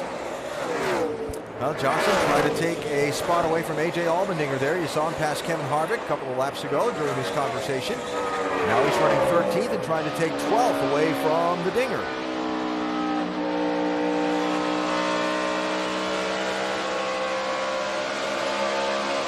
Coming up on 350 miles in the Bank of America 500, Kyle Busch is the leader. We go NASCAR nonstop, presented by Bank of America. This is race 5 in the chase for the NASCAR Sprint Cup, the only night race in the chase. 500-miler at the very fast and sometimes fickle Charlotte Motor Speedway. Story of the night, driver of that 18 car, Kyle Busch. Team had to change engines after they stripped a bolt out in doing its maintenance work, getting ready for the race. Violation of NASCAR's one engine per weekend rule designed to save costs, so he had to start last. He's leading the race. So far tonight, just 3 cautions, all for debris. Been mostly a green flag race tonight. Kyle Busch, Greg Biffle, Tony Stewart, Matt Kenseth doing most of the leading. Let's get you up to speed while we watch some of these guys blast around here at a high rate of speed. Mike, how about Kyle Busch? Well, Alan, you know what they say when you start at the back, you've got nowhere to go but up. And that's all Kyle Busch has done. They've had some problems with an aero push. They've overcome that. They had some problems being slightly tight in the center. They've overcome that. They haven't made many adjustments to this race car all night. It's pretty good right now, Dave. My last question to Matt's crew chief this morning about the car was, hey, I heard your teammate Greg Biffle was good tonight. He said, yeah, or he'll be good tonight. He said, yeah. Are you going to go to his setup? No, I'm not going to do that because Matt knows what he's searching for, and we're staying with that direction. That's a good call. They're still running in the top 2, Doc. Tony Stewart, who began the night as the pole sitter, led him to the green flag, led a lot of laps, and right now, the only issue he's had all night long is happening right now. He said the car has stopped rolling the center. It will not roll the middle of the corner. I can't get it to turn, and we have some issues. That's why he has now dropped back to the 3rd position. Otherwise, the car seems okay. They will make that adjustment on the next stop. Alan. Brad Keselowski on pit road. Last pitted at lap 192, kind of early, Shannon. Yeah, well, they just went a lap down, Alan, as we were watching the 18 go around, and they're going to bring it down, struggling with this car the entire race. They have managed to stay on the lead lap until this point, bringing it down for 4 tires for fuel. All right, Andy, what's the play there? Well, they just, once you take that, you go a lap down, you just go ahead and make that stop, and then hope that you can pit, get 5 or 10 laps on the leaders. You can make up some time on him and then get back on the lead lap that way. Yeah, make up a little time there, drag some other people in with you, might not be in a bad spot. Shannon? Jeff Burton, the car has been tight all race long. Air pressure is what they've been calling for all day. They're going to go for it again, guys. And we're going to see a whole wave of guys trying to move to pit road early, Doc. Exactly. There's the one car, the defending race winner from a year ago there. David McMurray trying to get his cars out in, then 3 off. And let's go to Mike. Steve Addington calling for a slight track bar adjustment, a half a round down, and a 4-tire change on the 22 car for Kurt Busch. They complete their stop, a quick one for the 22. Dave? 48 car of Jimmy Johnson is in right now. He said on this run it was a little bit snug going through the corners. He's going to get another chassis adjustment and an air pressure adjustment for Johnson. And Tony Stewart very, very tight. He told us a moment ago it would not roll the center of the corner.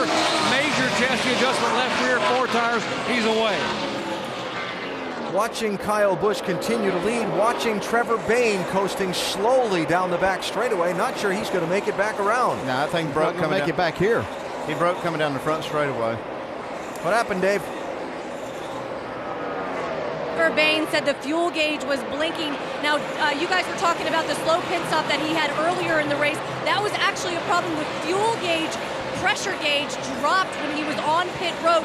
It did come back up, but that's kind of been a plaguing thing for this 21 team, and it was a fast race car all day. Caution on the track. for Trevor Bain's car. Man, I can't believe he ran out of gas in that fuel last, but man, that is a tough break. This car was super fast tonight. That's what happened. He just ran out of fuel right here at start-finish line, actually on the front Got to be wrong in the fuel cell. Has to be. I mean, that's 2 laps less than last time. Something's wrong, Nick. We're out of gas. Donnie Wingo, the crew chief, talking to driver Trevor Bain. Caution coming out in the middle of a cycle of green flag pit stops is going to make things a little interesting, to say the least. Chops us down to 12 cars on the lead lap, but there'll be a whole pile of them that stay out and don't pit under this yellow that were just on the pit lane that are going to take advantage of NASCAR's wave around rule. Explain that when we get to see it. Tony Stewart, first car not on the lead lap when the caution comes out, so he is going to get the free pass. 13th place Stewart. And Trevor Bain was doing such a great job.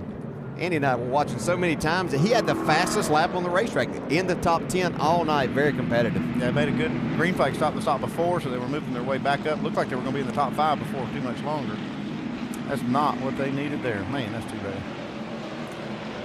Stops with 95 laps to go here. Dave? Matt Kenseth will give up the second position. 4 tires for Matt. They'll get an adjustment for a car that has gone loose, and that'll be an air pressure adjustment, it does appear. The 9 car, Marcus Ambrose, in as well. Great night for them so far. Been running in the top 10 most of the night. His car losing the front grip. He'll get an adjustment as well. Shannon? Carl Edwards is still your points leader, says the car's the best it's been as far as speed is concerned. He still is a little bit tight. They're going to make a track bar and air pressure adjustment. Mike? Dave Rogers asked Kyle Busch what he needed. Busch said nothing at all. 4 tires and fuel on the 18. 18 and 17 will be the first 2 off the pit lane. Kyle Busch, Matt Kenseth. And yes, the herd thinned by the timing of the caution. A bunch of other guys are going to get back on the lead lap, but those who had not pitted, like Greg Biffle in that 16 car, just gained a lot of track position. Yeah, big break for him. Fast race car, and up there, he'll be right up there with the leaders now. Another one, Casey Kane, coming to the front late. We'll reset the order for the restart after this from our ABC stations. Getting ready to double up for a restart in the Bank of America 500 as we move toward the later stages of this race. You're about to see a bunch of cars pass the pace car. These are all the cars that pitted under the green flag, trapped a lap down by the caution flag when the yellow waves. Pace car gets in front of the leaders, bunches up the field behind it. Leaders who pit rejoin at the tail end of the field. These cars did not pit. NASCAR wants the leader to be the first car behind the pace car. They get waved around and essentially get the opportunity to get a lap back. That explains it pretty well. That's as good as I can do. Not bad. So Kyle Busch, the race leader, Tony Stewart, first car lap down at the yellow. He gets to come back around and did come down and top off the fuel. Jimmy Johnson gets back onto the lead lap with the wave around. And he is the only one that is going to get back on the lead lap of all of those cars you just saw waved around the pace car. All of them were a couple of laps down. Distance they were from the leader when they made the pit stop and then came back, ended up 2 laps down, and then pace car trapped him there. Yeah, we saw like Brad Keselowski made the pit stop early. He's the one that actually started this land rush of everybody making these green flag stops, but that did not work out for him at all. That's the worst case scenario, that caution coming out in the middle of the cycle. Been a while for Roush Fenway Racing. They've never won here either. I mean, they haven't won here since 02. Yes, Ford have. They have 3 of the top 4 cars right now as we get set to go back racing. Kyle Busch, the leader, 18, choosing the outside lane. Matt Kenseth, 17 with him. Then Edwards, 99. Reagan, 6. 92 laps to go. Slow restart. Look at the field bunch up.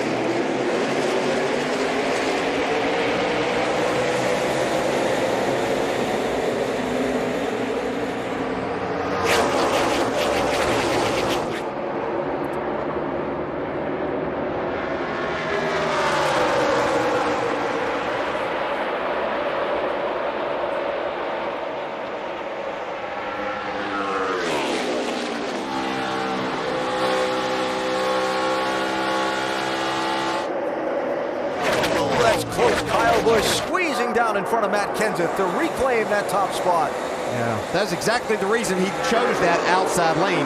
He knew that he could hold Matt Kenseth down there, and his car would not be able to complete that pass because you get so loose. I kind of wonder about that restart, though. It looked like they really slowed up right coming to the green. They saw a lot of cars spinning the tires. David Reagan in the 6 looked like probably had the most trouble of getting up to speed. Second place, Carl Edwards, 99. Not quite able to clear his teammate Kenseth. And Casey Kane in the 4 car jumping into this picture all of a sudden. Like Andy pointed out earlier, when it gets time to win, he's a lot like Matt Kenseth. Just keep working on that car, inching his way forward. He's right there now. Especially here during the night races. So it seems like Casey Kane has a really good sense of what he needs when this track gets cooled down right at the end of the race. They kept their car in contention, and now he's up there. Here comes Greg Biffle to the outside. We talked about what a break that cycle of stops was for the 16. All he needs is somewhere to go right now. He's going fast.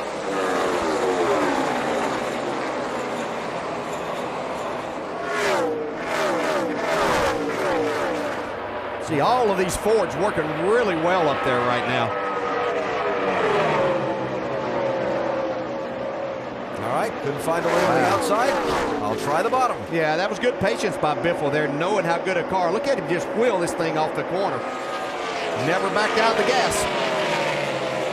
And when that car looks to you like it's dancing around like that, it is at 180 miles an hour. I promise you, it feels a lot more hung out than what we see there on TV when you're inside the race car. Nice little hornet's nest coming at you. That's Jimmy Johnson. He started behind a lot of lap cars on this restart. By being that wave around car, he could not line up right behind the lead lap car. Yep. By NASCAR rule, when you take advantage of that, you start at the back of the pack.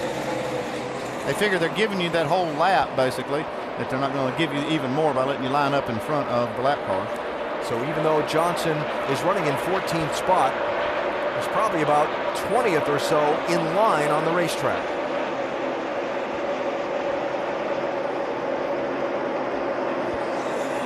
Trevor Bayne, car that brought the caution out, back under power, 33rd place, 3 laps down. And that's tough. That is a tough one. That is, you don't many nights get such a good race car as they had tonight, and not to execute better than that, it's got to be really disappointing for them. Yeah, it's not keeping him from wheeling this thing. He came off of turn 4 the last time and down the front straightaway, 3 wide situation in the middle of it. Came out in front of those other 2 though.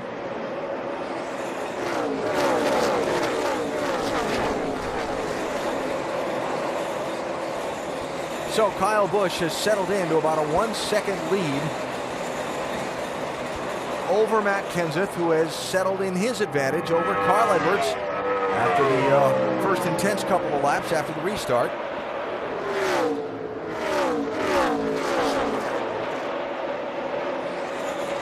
Remember when we saw Matt Kenseth squeeze in front of Carl Edwards earlier and Carl gave the wave up? We caught this on their radio just after that pass. Clear right there, all clear. You gave it to him. Thank you. Matt? That wasn't me. I think it was Matt. Thank you.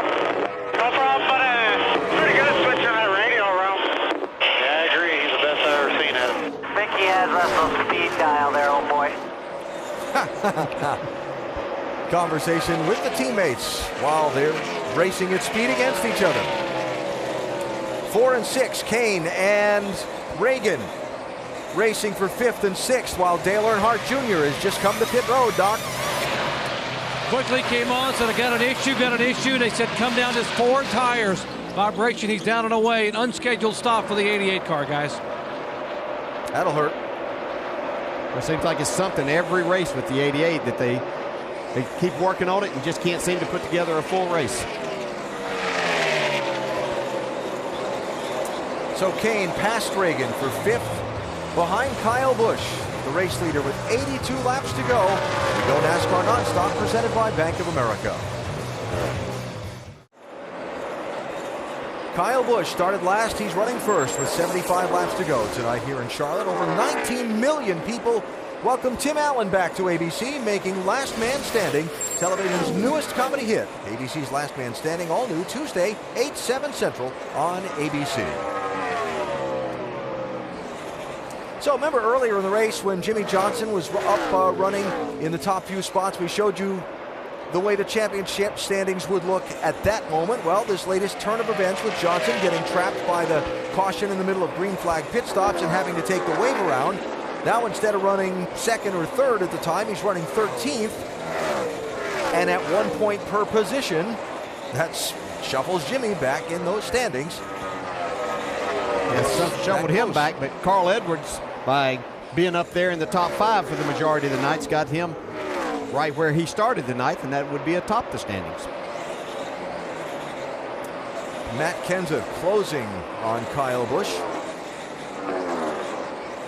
While Tony Stewart and Jimmy Johnson exchange a position, that would be for 12th and 13th. Really haven't seen Stewart go anywhere since this restart. Well, they've kind of lost the handle of the track in their car right now.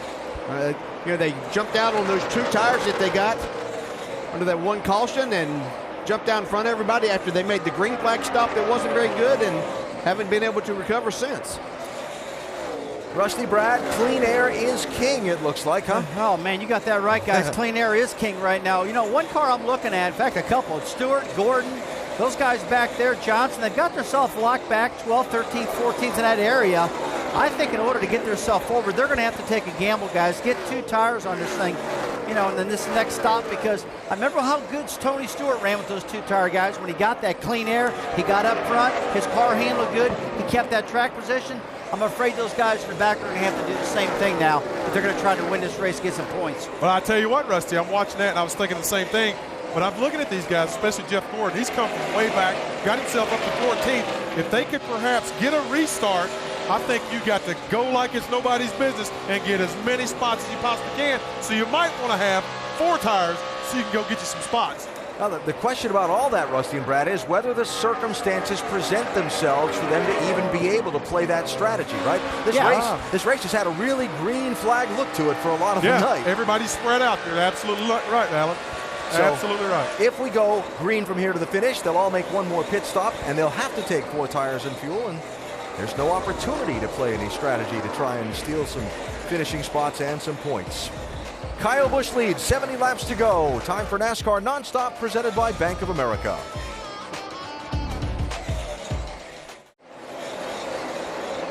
Following Kyle Busch around the Charlotte Motor Speedway from our aerial coverage tonight, brought to you by Goodyear. That 18 car with 4 Goodyear Racing Eagles bolted onto it, running a lap of 181 miles an hour average last time around this racetrack. Kyle, coming into this race, 8th in the championship, 20 positions behind the leader. When you look at Kyle's career wins, February through April, pretty good number. Summertime, really strong. But when it's time to decide the championship, not as strong. Just the 2 wins, 1 in September, 1 in November, across Kyle Busch's career. As they've gotten into this championship, this year and another time, being the leader of the championship, entering the chase, and things haven't gone well, it's led some people to wonder why. You know, you got Reggie Jackson, Mr. October. Kyle Busch is not appearing to be Mr. October. Can this driver and this team be strong enough under pressure in the closing months of this championship to win it? Well, we've seen him, you know, we've seen Kyle Busch able to go out and put up a bunch of wins. And I've always thought if he ever breaks that and gets where he can start winning some races late in the season, I think he's going to be the champion. Who knows, this might be the year. Well, I've questioned and I've asked the question to people at Joe Gibbs Racing. In fact, is he too distracted with all the other racing he does? Does he get a little burnout? I know he has a lot of energy. He races a lot. But in this chase, the only people that we've seen win these chases so far are people that are running strictly these cup races. They don't have any other distractions. Now, I know Carl Edwards does a lot of other things too. He hasn't won a championship yet either. So until that, I'm going to think that he can't put all the focus that he needs to into winning a Sprint Cup championship. Speaking of championship, Auburn Tigers, last year's college football BCS champions. And if you have just joined us after watching Auburn beat Florida tonight, You're watching Kyle Busch try to hold off Matt Kenseth to lead in the late stages of tonight's Bank of America 500. Mike Massaro is in the Kyle Busch pit. With his crew chief, Dave Rogers. And Dave, now, as we enter the critical stages of this race, about 60 laps remaining. From a race strategy standpoint, how do you see this thing playing out? Well, it's been a track position race all day. We're the exception. We started in last. We're leading, but man, it's just so hard to pass people. Even when we're going by lap cars, we slow down a lot. So we're going to do all we can to protect our track position for the rest of the night. You get the perspective of another one of the contenders here tonight. We'll go to Dave Burns. With Jimmy Benning, he's a crew chief for Matt Kenseth. Jimmy, you told me you might not be that great. Were you surprised how well Matt's done tonight? It's been pretty good. You know, we need a little bit more. We're a little bit too free right there, but we'll keep working on it. When does your final fuel window open? We can make it to our next window. Okay. Hey, we don't know what it's going to be, but they can definitely make it. Alan? When is your fuel window open? Yes. He dodged that one pretty good. That's good. Well, Matt Kenseth closing a little bit at a time on Kyle Busch. We're back to Charlotte after this from our ABC stations. A very fast Bank of America 500 so far tonight at Charlotte Motor Speedway. Just 4 caution flags, either for debris and one for a car stopped on the racetrack that was out of fuel. No crashes tonight, somewhat surprisingly. And a race for the lead between 18 and 17, Kyle Busch and Matt Kenseth, as we approach a round of green flag pit stops very soon. Dale, very few cautions. The cautions we've had have all been very quick. The effect on a driver at a fast racetrack like this is what? Yeah, you have to be fit right now. That's whenever we see the drivers that really keep themselves in shape doing well right now, because we've talked about the amount of grip, the banking in the corners, a lot of G-forces there, really tires you out.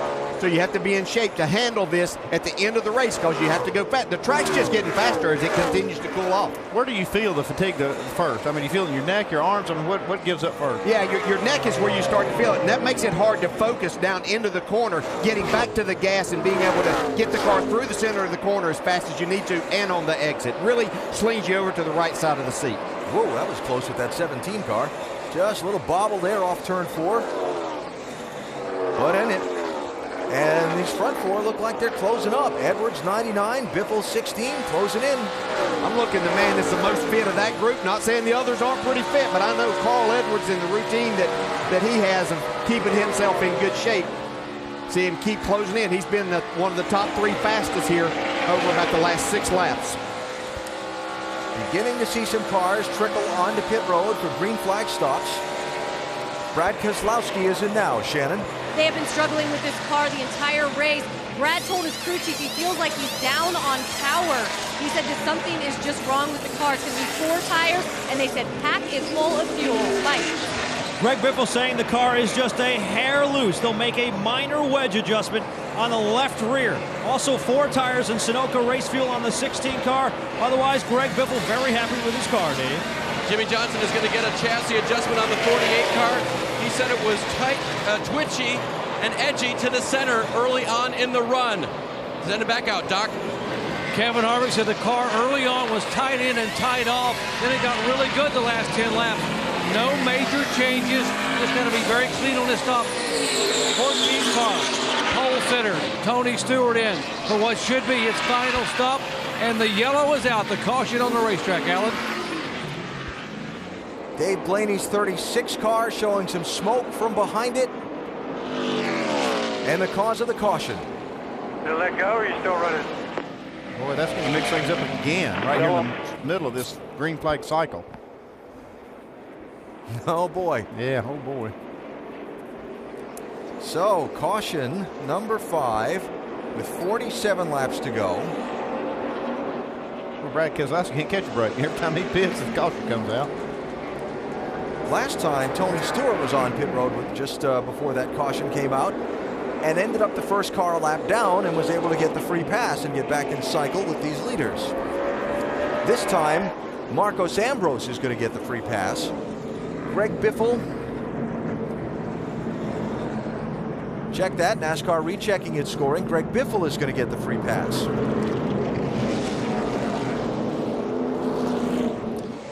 Kevin Harvick, Jimmy Johnson, Tony Stewart, among those that are going to have to take that wave around. Yeah, it'd be a big break for Greg Biffle for that to happen. He'll be able to line up in front of those cars that are going to eventually take the wave around. That's right.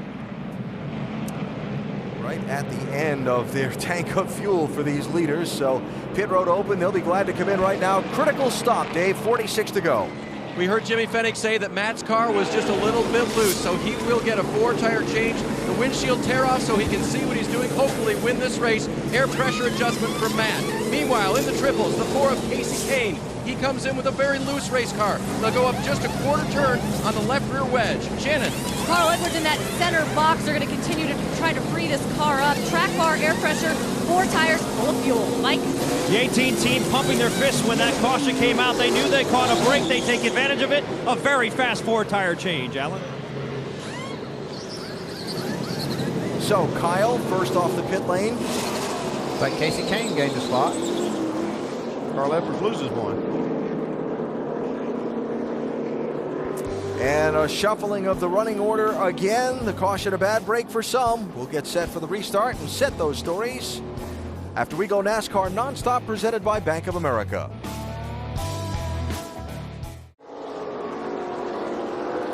Getting ready for a restart with 43 laps to go in the Bank of America 500 at Charlotte. You just saw Kevin Harvick, Jimmy Johnson, Tony Stewart, and Marcos Ambrose pass the pace car, taking a wave around and getting back on the lead lap. But they'll be way back in line with some lap cars between them and the lead lap cars. Kyle Busch's pit crew holding the lead on this trip down pit road. Coach passing out attaboys. He knows how to do that. He's a good people person. Last night's NASCAR Nationwide Series race here at Charlotte, Kyle Busch was the race leader late. Carl Edwards, who had rallied back from that bounce off the wall earlier in the event, managed to get the drop on Kyle at that last restart and left Kyle frustrated with a runner-up finish, while Carl went on to do the celebratory backflip in victory lane. So now Kyle, as the race leader, will have Matt Kenseth to his inside for another crucial late restart. Kyle Busch's pit crew has flat got the job done tonight, though. They've had the fastest pit stop that last time, 12.4, and kept them up front. But I think he's going to have his hands full right here. Yeah, anytime you can beat that 17 crew out, you've done your job properly on pit road. Have waved off the restart to make sure they have the field properly lined up with all those wave around cars and the lap cars and so on. And so it'll be one more lap and we will go back racing. Matt Kenseth's car being a little bit loose down on the inside. He may have a difficult time once again trying to get by Kyle Busch on this restart. If you remember that last restart too, they came down to the line really slow and it kind of stacked up a lot of cars behind them. Be watching for that this time. While we wait for them to come back around for the restart, reminder that coming up later on tonight, qualifying for the NHRA Arizona Nationals, 12:30 a.m. Eastern Time on ESPN2. Big day tomorrow for the Eyes on IndyCar World Series, the World Championship season finale race. Championship will be decided between Dario Franchitti and Will Power. That's ABC, 3 Eastern Time, presented by Sunoco. Then the Drag Racing Arizona Nationals, 7 Eastern, finals, ESPN2. Our NASCAR Now Monday Roundtable wraps up the weekend at 2:30 Eastern on Monday. And then it's on to Talladega for race 6 in the chase. Some rule changes, making that a little bit even more of an unknown than what it normally is. And that's next Sunday, a week from tomorrow on ESPN. Yeah, talking to a lot of drivers and crew chiefs and crew members, they don't really know what to expect from the rule changes that they've had at Talladega. Should be fun to watch. We know it's going to be exciting. Yeah, it'll be a hold your breath race. That $100,000 bonus the track's put up, if there are 100 lead changes in the race, had 88 and 87 lead changes in the last couple of races there. I think this restart's going to be one of those hold your breath moments. I think you're right. It's time to win this thing now. Last restart, Kyle Busch brought him down at a very slow pace, waited kind of late in the restart zone to go. Busch and Matt Kenseth again in the first and second positions, 42 to go. What's going to happen?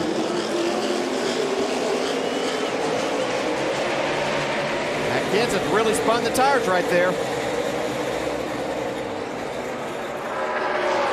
David Reagan 6, looking 3 wide to the inside. Contact with Casey Kane. Jeff Gordon's around. Look out, whole field behind him. Kevin Harvick just did miss Casey Kane right there. I think he missed him. Looks like there's really no damage on these cars. It looks like they're stalled. So restart not only got wild, it got ugly. No, but a huge break for those guys that took the waiver round too. Now they'll be up there closer where the rest of the lead lap cars were and in front of some of these others. Man, what happened right there? Well, they were racing for 5th, 6th, and 7th on that restart. Jeff Gordon looks like he's got some damage on that car. Yeah, he just finally got into the top 10 tonight by being able to stay out there that last round. Yeah, he got a huge break with that caution coming out like it did. Yeah, you can see David Reagan was down inside Casey Kane, and looked like Gordon just didn't give him enough room. No, he didn't get enough, but David Reagan looked like he clipped the apron, and that shot him up the racetrack a little bit into the side of Casey Kane's number 4. This right here, see the 6 car get down and go up. That forced him into Jeff Gordon. Yeah, it really wasn't Jeff not leaving enough room. It was just the 6 car getting on the apron. Oh, Kevin Harvick. I thought he was going to hit Casey Kane whenever we saw it at speed the first time.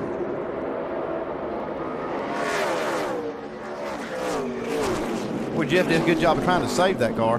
Stayed in the throttle. This would be a fun look. Ride with Kevin Harvick. Oh, y'all think this is fun, do you? Top is, you got to spin, stay, He's going in the middle. Hell, I don't know where you're at. I was with you. One lane only, outside. I couldn't see, I lost you. Point to the grass, man. I probably.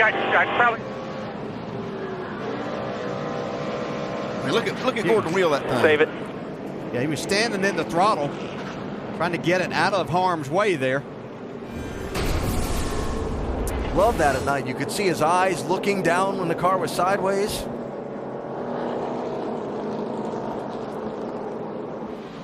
That's just the way it's been for us. That's my bad.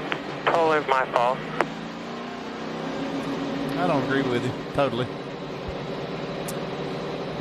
So pit road is going to be open to lead lap cars here. So some of those guys, like you talked about, DJ, like Jimmy Johnson and so on, that got the wave around at that last caution, they'll be able to stop here and get not just on equal tires, but even slightly fresher tires than some of the guys they'll be trying to overtake when we go back racing. First real accident of the night, 293 laps into this race. A race for 5th, 6th, and 7th, and went bad on a restart.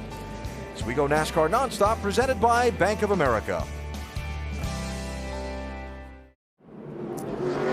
So doubled up for the restart with 38 laps to go. Restart will be with 37 to go, and this time instead of Matt Kenseth being to Kyle Busch's inside, it'll be Carl Edwards, because Kenseth just didn't really get going on that last restart. Now you can see Matt Kenseth spin the rear tires right there, really clogged things up behind him. Yeah, and you see David Reagan then starts to look inside Casey Kane, get down to the corner, and it looked like Jeff Gordon had to back off and kind of got back into this.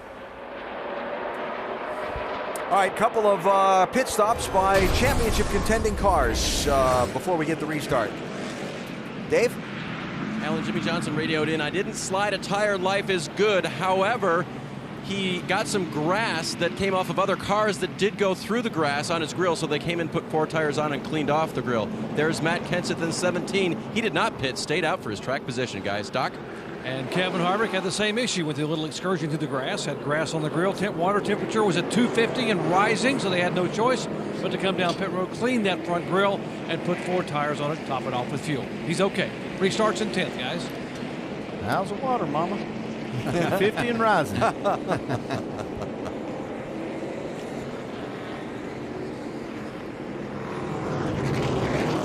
So we're going to go back racing now with 36 laps to go as you look down on Charlotte Motor Speedway on this kind of crisp, I would imagine by now, October night. Our aerial coverage of tonight's race brought to you by Goodyear.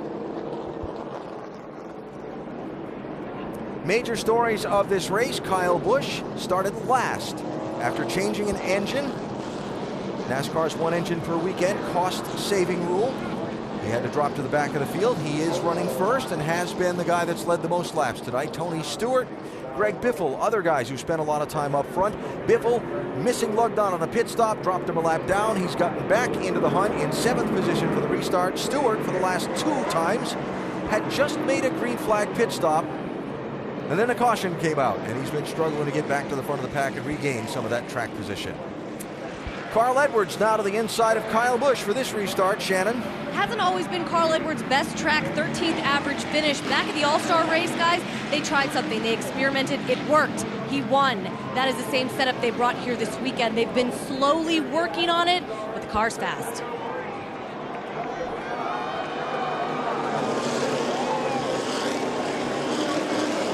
.36 to go.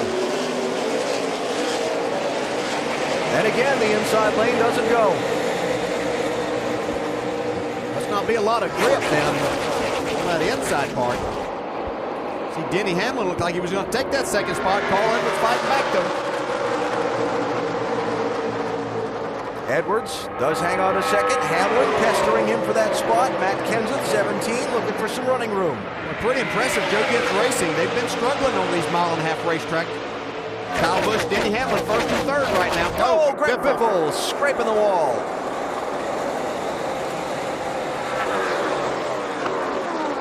And Tony Stewart there hanging on. Oh. And Biffle into the wall. Yeah, he might have had a tire going down. Hold it up there, hold it up there. Caution out again. Hold it up there, they're still coming. Well, that continues a season-long pattern for this 16. Fast race car. That's pretty bad. 14 runners in the fence off of 4.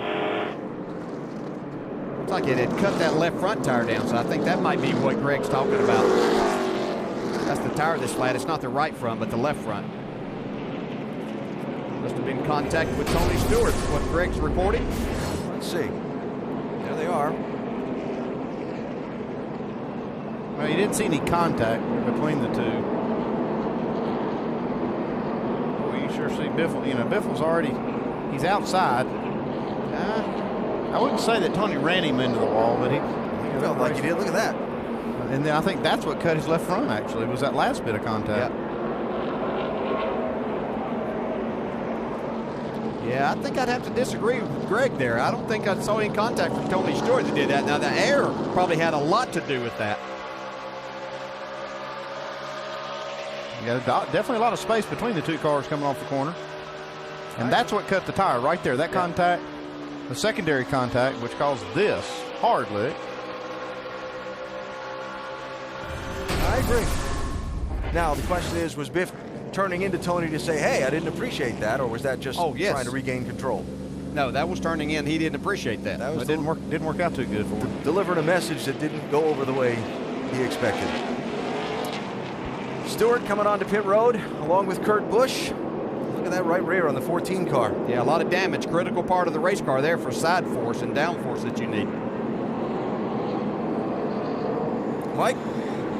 Yeah, Kurt Busch rolling down to his pit stop now, taking advantage of this quickie yellow. Team going to work. They're going to top off the fuel tank, I would think. Actually, don't see that happening. They're just going to work now on the right side. And here comes the fuel as they swing around to the left. Doc? And likewise, the right rear damage, critical part aerodynamically for the back of that car. Still pulling on the fender, trying to get things buckled down where it's you see the right side of the car, trying to get it puckered back under there where the air can go around the back of the car. 4 tires. Alan.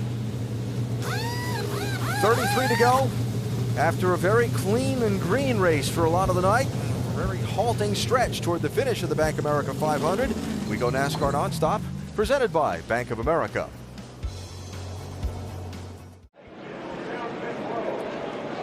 Three cautions in quick succession, setting up restarts where the inside lane has had difficulty going. Carl Edwards in the 99 inside of Kyle Busch, 31 to go.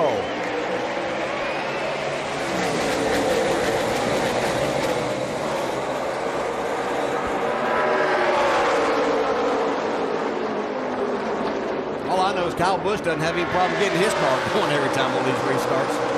That was a little better restart for Carl on the inside. Here comes Matt taking a look. Kyle Busch leading, Edwards second, Kenseth third, Hamlin fourth.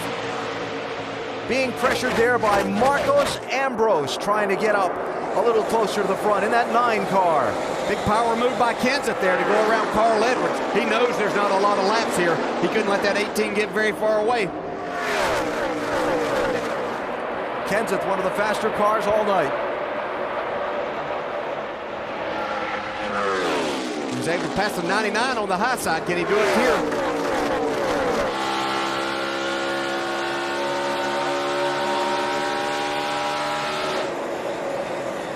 He is there. Kurt Busch got the free pass at that last caution. He's back on the lead lap in 14th spot. Tony Stewart made a pit stop under that caution. He's in 13th. That's the race for the lead. See Kenseth doing everything he can to get some clean air on the nose of his car to where he can make that run that he needs.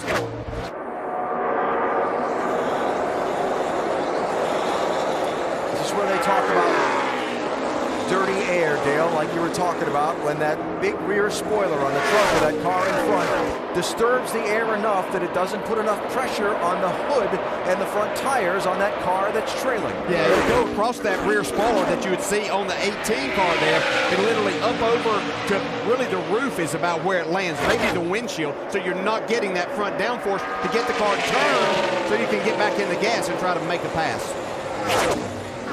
But he is working hard trying to make it happen.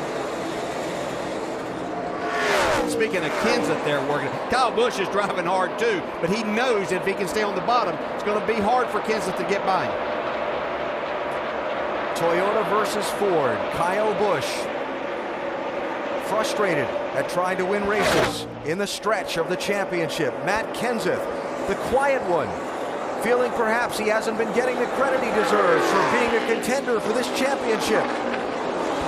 Now watch the two driving styles that are different right here.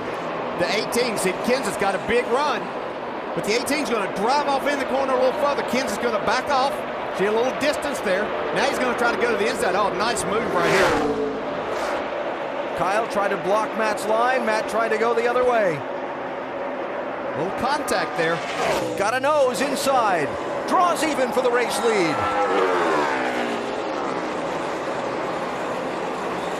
Well, you can see Kyle Busch get down there on the 17th quarter round. Got him a little loose, but didn't upset that car too much. Kenseth to the lead. That was a great move. Man, what a move. Kyle Busch has led this race for about the last third of its distance. Now Matt Kenseth out in front. 25 laps to go. Can he get away? Will there be another caution? I think that's Kyle Busch's only hope right now if there is another caution. I don't think that he runs this 17 car down from this point. He's going to definitely try, but Matt Kenseth has had a strong car all night. Knows what to do when he gets out front. In the race back here Memorial Weekend, Matt Kenseth led the most laps, had to pit from 4th position for fuel with 8 laps to go. Then the caution came out. He got trapped. Didn't get the finish he was hoping for. The race was 6th, 7th, and 8th. Ryan Newman's done a good job tonight, and his team getting them back in contention. How about Kevin Harvick looking like he's going to make another finish out of something that all night's really struggled with the handling of this car and getting the speed that he needs. This is going to keep him right in the championship hunt. Remember that move through the grass to avoid that wreck. I was going to say he's done everything, driving through the grass, whatever it takes. Ryan Newman, 39, Harvick, 29, and Jimmy Johnson, 48. Remember, Johnson was up in the top 2 earlier. Yeah, the turning point in the race for the 48 team was taking 4 tires when a pile of cars took 2, putting back about 15th on the restart. He's really had a hard time digging his way back up. He got a good break with the caution to get to where he is now. Yeah, so a nice rebound for them. They're looking at 7 or 8 points there that keeps them solidly in the mix for a championship too. Carl Edwards running 3rd, Harvick 7th, Johnson 8th. Still 21 laps to go, but that's the picture for the moment. At one time during the night tonight, Johnson was leading the championship. See, at this point, Matt Kenseth would move up there just ahead of Jimmy Johnson into the 3rd spot for the chase. It's like Matt's found a way for us to talk about it. Run up front. lead a bunch of laps. Best way to get attention, win the race. By the way, also the best way to gain ground on the championship, too. You have to win. Pretty much assured of that happening, aren't you? Get the most points when you win.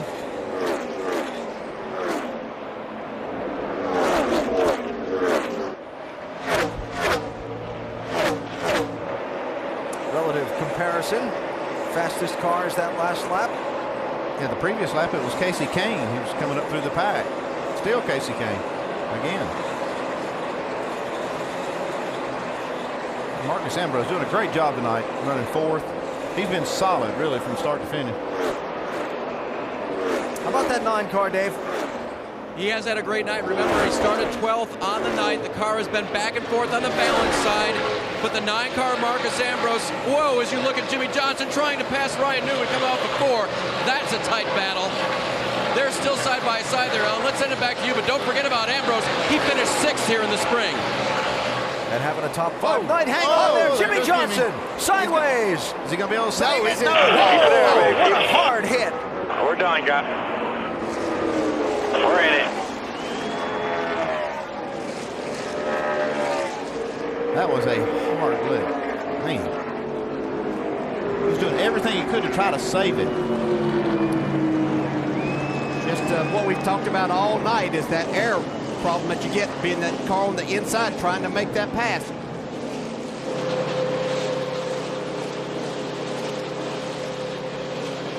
The 5-time champ running 7th with 17 laps to go. Looking like he was fighting that car and trying to get all he could. Well, he was going to take the spot away from Newman, but the problem he had was that 4 car, Casey Kane, was so fast coming from behind. Sorry, fellas, that was my fault tonight.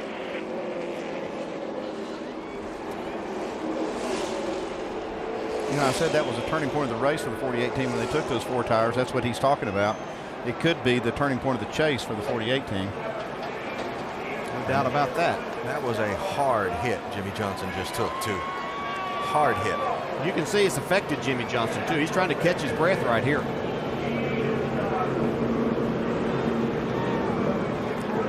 The angle that he went in, the speed that he went into that wall, thankful for all the safety equipment in these cars, the safer barrier that he hit, that was vicious. Yeah, even with all the safety aspects of cars and track, that hurt. I promise that hurt. Try to make an analogy, but it would be like somebody basically taking a baseball bat and hitting you right in the stomach. That's as close as I can come.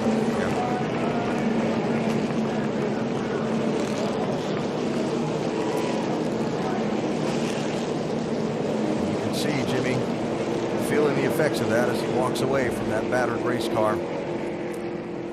A huge blow physically, and certainly a blow for his championship, as he's going to finish somewhere down around 35th, 34th place in this race tonight.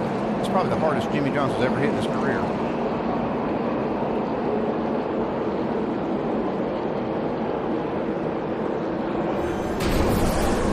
So racing for 7th place.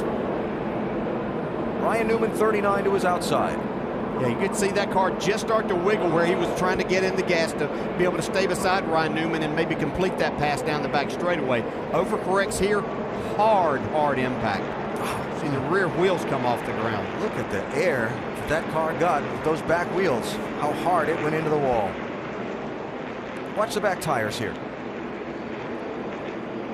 Well, look at the wall, too. Can't imagine what that would have been like without that safer barrier. Now, this is where we really have to thank NASCAR for all the hard work and efforts. The manufacturers, everyone involved that makes these race cars and these racetracks so much safer for the drivers. Saw the hands start to go. Yep, and you can see in that position happens to everybody, even the very best in our sport.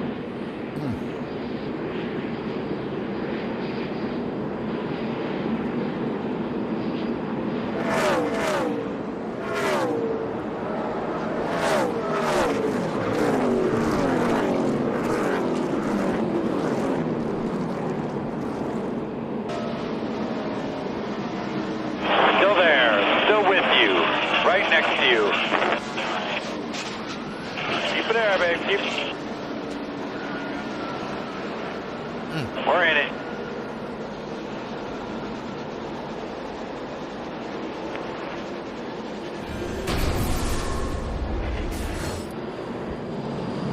Terrible hit for Jimmy Johnson. Tim Brewer in our Craftsman Tech Garage can show us more about these safety innovations that we've been discussing that certainly helped Jimmy Johnson there. Tim? I guarantee you, AB, there's nothing that saved that man any more than the energy absorbing barrier, because if it would have been concrete when he'd have hit there, that would have been a very bad incident. But what happens, this barrier right here, it absorbs the basic blunt of the trauma itself. But this area here, that's what really comes in. AB, because what this material does, it actually compresses. It takes away the energy. But that barrier, it's back in this car about like that. It was a devastating lick. But something else that deserves a lot of credit is that Hans device, because when he went directly in that wall, this is what stopped his head from going forward. Can't thank these people enough for what they do as far as saving race car drivers. Guys? All right, Tim. Some pit strategy being played out here. Most of the leaders have stayed on the track. Watch this one more time. Yeah, you can see, look how much energy that wall absorbs. That's the idea here, and it takes that energy into the wall instead of transferring it through the car into the driver. Some pit stops. Tony Stewart in. Doc? Tony Stewart coming back in to be able to put tires on to make one final adjustment. Just couldn't catch a break. 2 previous pit stops. He's on pit road and the yellow comes out. And of course then the contact with Biffle damaging the right rear fender. A good car early on. Now a frustrating night for the 2-time champion. Also pitting A.J. Allmendinger, David Reagan, Greg Biffle, and Joey Logano lead lap cars there. And yes, Biffle did stay on the lead lap after that crash we saw earlier. Rusty Wallace, Brad Daugherty down in the ESPN pit studio for the night. Huge moment in the championship for Jimmy Johnson, as serious as the crash was going forward as well. That one's going to hurt. Alan, that one will definitely hurt. There is no doubt about that, although that 48 car, that is a tough gang to put down. It really is. I seen them so far behind a couple weeks ago, only to make up so many points. So I'm not going to tell you they're out. With 3 races to go, or 3 big races to go at Martinsville and Phoenix and Homestead, those are the ones I'm looking at. And the wild card in Talladega, Alabama. Yeah. Brad, that's going to be a lot of races he can make up points. Anybody else, I'd say you can't do it. But this gang seems like it can keep coming back. I'm going to tell you right now, that 48 crew is in a lot of trouble, Rusty. It's going to be really tough for them to overcome some of these cars like a Matt Kenseth, like Carl Edwards, like Kevin Harvick, who are running well. And we saw that car lose that air like we talked about. AB, what you got for us, buddy? Watching Jimmy Johnson walk from the medical center, Brad, and up to Dr. Jerry Punch. First of all, Jimmy, a very, very hard lick. How are you? I'm okay. That one stung for sure. Just thankful to have safe race cars, safe walls, softer walls, and everything did its job. It was a pretty big impact. So just unfortunate that we're wrecked. We got into turn 1, and I think at 39 just was real tight to my inside or to my outside, and it pulled me around on corner entry. And from there on, I was just kind of hanging on. You talk about the impact here tonight. How about the impact overall in the title now? You know, people early on counted you out. You bounced back with a big win at Dover. Now 5 races to go. What's your mindset? We just got to go racing. That's all there is to it. I mean, there's 5 races left, and a lot can happen in those 5 races. But definitely not the night we wanted. I mean, this is not going to help us win a 6th championship. But I promise you, this team and myself, we won't quit. We'll go for every point we can from here on out, and hopefully we're still champions at the end of the year. Glad you're okay. Thanks. Jimmy Johnson. Alan? All right, Doc, getting ready to go racing with 12 laps to go. Carl Edwards will be 1 spot farther back on this restart than he was before. He faked coming to pit road, or didn't quite come to pit road, and lost a spot in line in getting back up to speed right there. I'm not sure it didn't help him. Put him on the outside lane? Yeah, puts him on the outside. I'm not sure that's Maybe not a better plan. spot. I don't think so. But I don't think it was planned, but I'm just saying I think he's better off. Matt Kenseth with lane choice this time. Kyle Busch in that inside lane.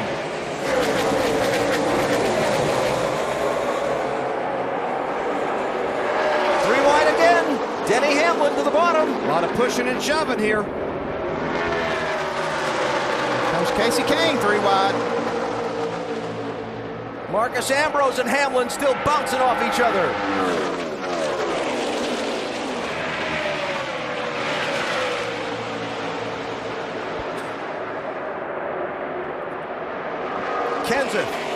Busch, Edwards, Harvick, Kane. And this knot. Kurt Busch, remember, got the free pass a couple of yellows ago. Right now running in the top 10. And I'm not sure they're finish wrecking yet. Here comes Edwards for second on Kyle Busch. Seen this be a difficult pass to make. Is Edwards, can he hang on to his car here? There's Kevin Harvick, who's worked his way up to the 4th spot now. That's more sparks flying off turn 4 back in the pack. That's Brian Vickers, who scuffed the wall in the 83. Everybody's okay. Harvick. Yeah, Swift right there. Casey Kane to the inside.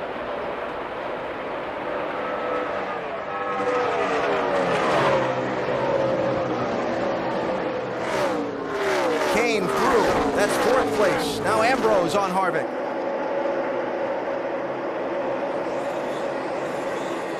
And that. Kurt Busch is the lead lap car in there, along with David Reagan in the 6. Some other lap cars mixed up in that. Brad Keselowski, the 2, is one of the, he's in the lucky dog spot should the caution fall. Yeah, we've heard both the 2 and the 22 complain about their engines tonight. I'm sure they'll have some talks about that at their team meeting this week. Kurt Busch slipping back. Looks like he's really got his hands full in that 22. David Reagan going to go by him. That's the position. Man, that was a power slide of Kurt Busch. Scared Paul Menard right there. Good demonstration of having his hands full. Yes. That looked like it scared Kurt Busch, though. He didn't back off.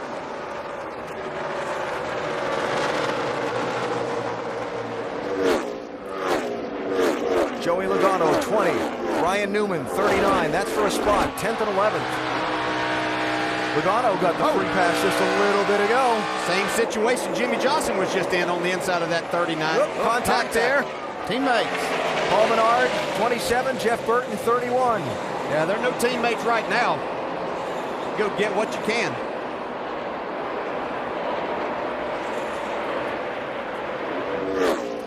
A.J. Allmendinger, 43. Denny Hamlin, 11.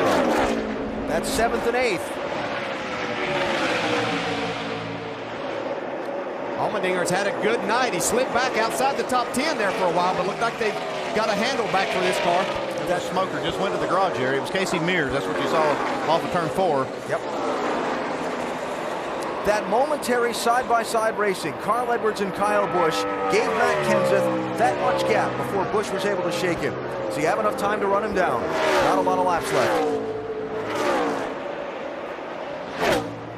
Jimmy Fennick's done a nice job adjusting this car for Matt Kenseth throughout the night. Had it a little loose for a lot of the night. Looked like they've got it pretty much dialed in right now.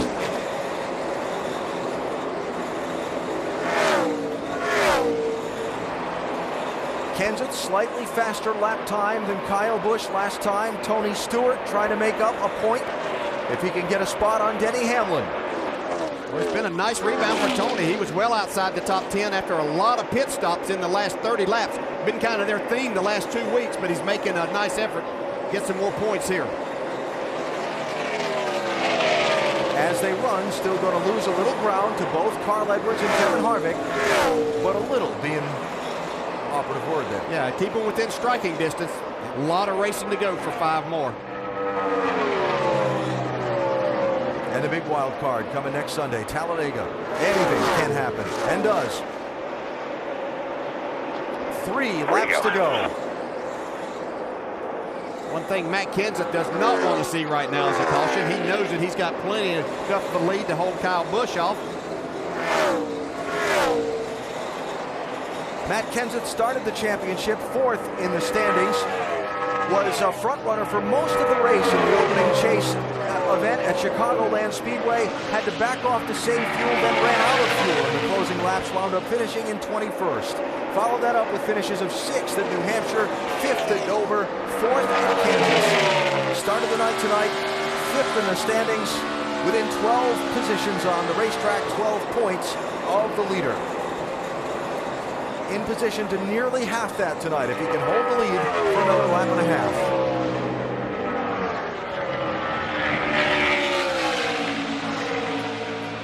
Two-time winner this season sees the white flag at the starter stand. 1 more lap to go for Matt Kenseth.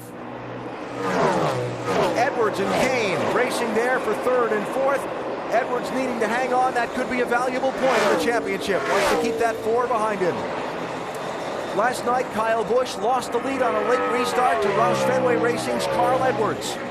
Tonight, it was Matt Kenseth that got by Kyle Busch in the late going. Kyle will have to settle for second again. The Wisconsin driver, Matt Kenseth, scores a win at Charlotte, a huge momentum builder in his championship. It's Matt Kenseth taking race 5 in the chase. Kyle Busch, Edwards, Kane, and Ambrose, your top 5. Tony Stewart with a nice rally for 8th, and Kevin Harvick hanging on for 6th. Jimmy Johnson is going to finish 34th in this one.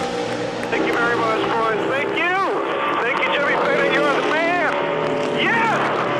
That we won this thing. Woo! First win for Jack Roush since 2002 in Charlotte. For Matt Kenseth, 3rd win of the season, 2nd win at this racetrack. His first was his first career win. That came back in 2000. He's quiet. He doesn't say a lot. He's got a terrific sense of humor. And I think most of his peers in the garage area would agree. He's one heck of a race driver.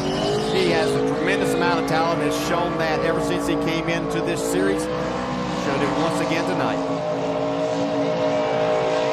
Does his talk over that race car. And Matt Kenseth giving us our Goodyear winning moment. Celebration here at Charlotte Motor Speedway after a big win in the chase for the NASCAR Sprint Cup. Well, Jimmy Fenwick had the right calls tonight, Dave. Yeah, and he's one of those quiet guys with a good sense of humor, too. And I think he might have been pulling my leg earlier today when he said they weren't sure if they were going to be good. How did you do that tonight and pull that off, Jimmy? Well, the guys did all the guys' pit stops. My engineers, with our changes, everything went really good tonight. The car was close at the end, and Matt, he was mad on his restart, so he made up for that. He got that outside line at the end, guys, and really put it to him. Kyle Busch and Carl Edwards had that race for 2nd, just long enough to allow Kenseth to get away. Talking it over.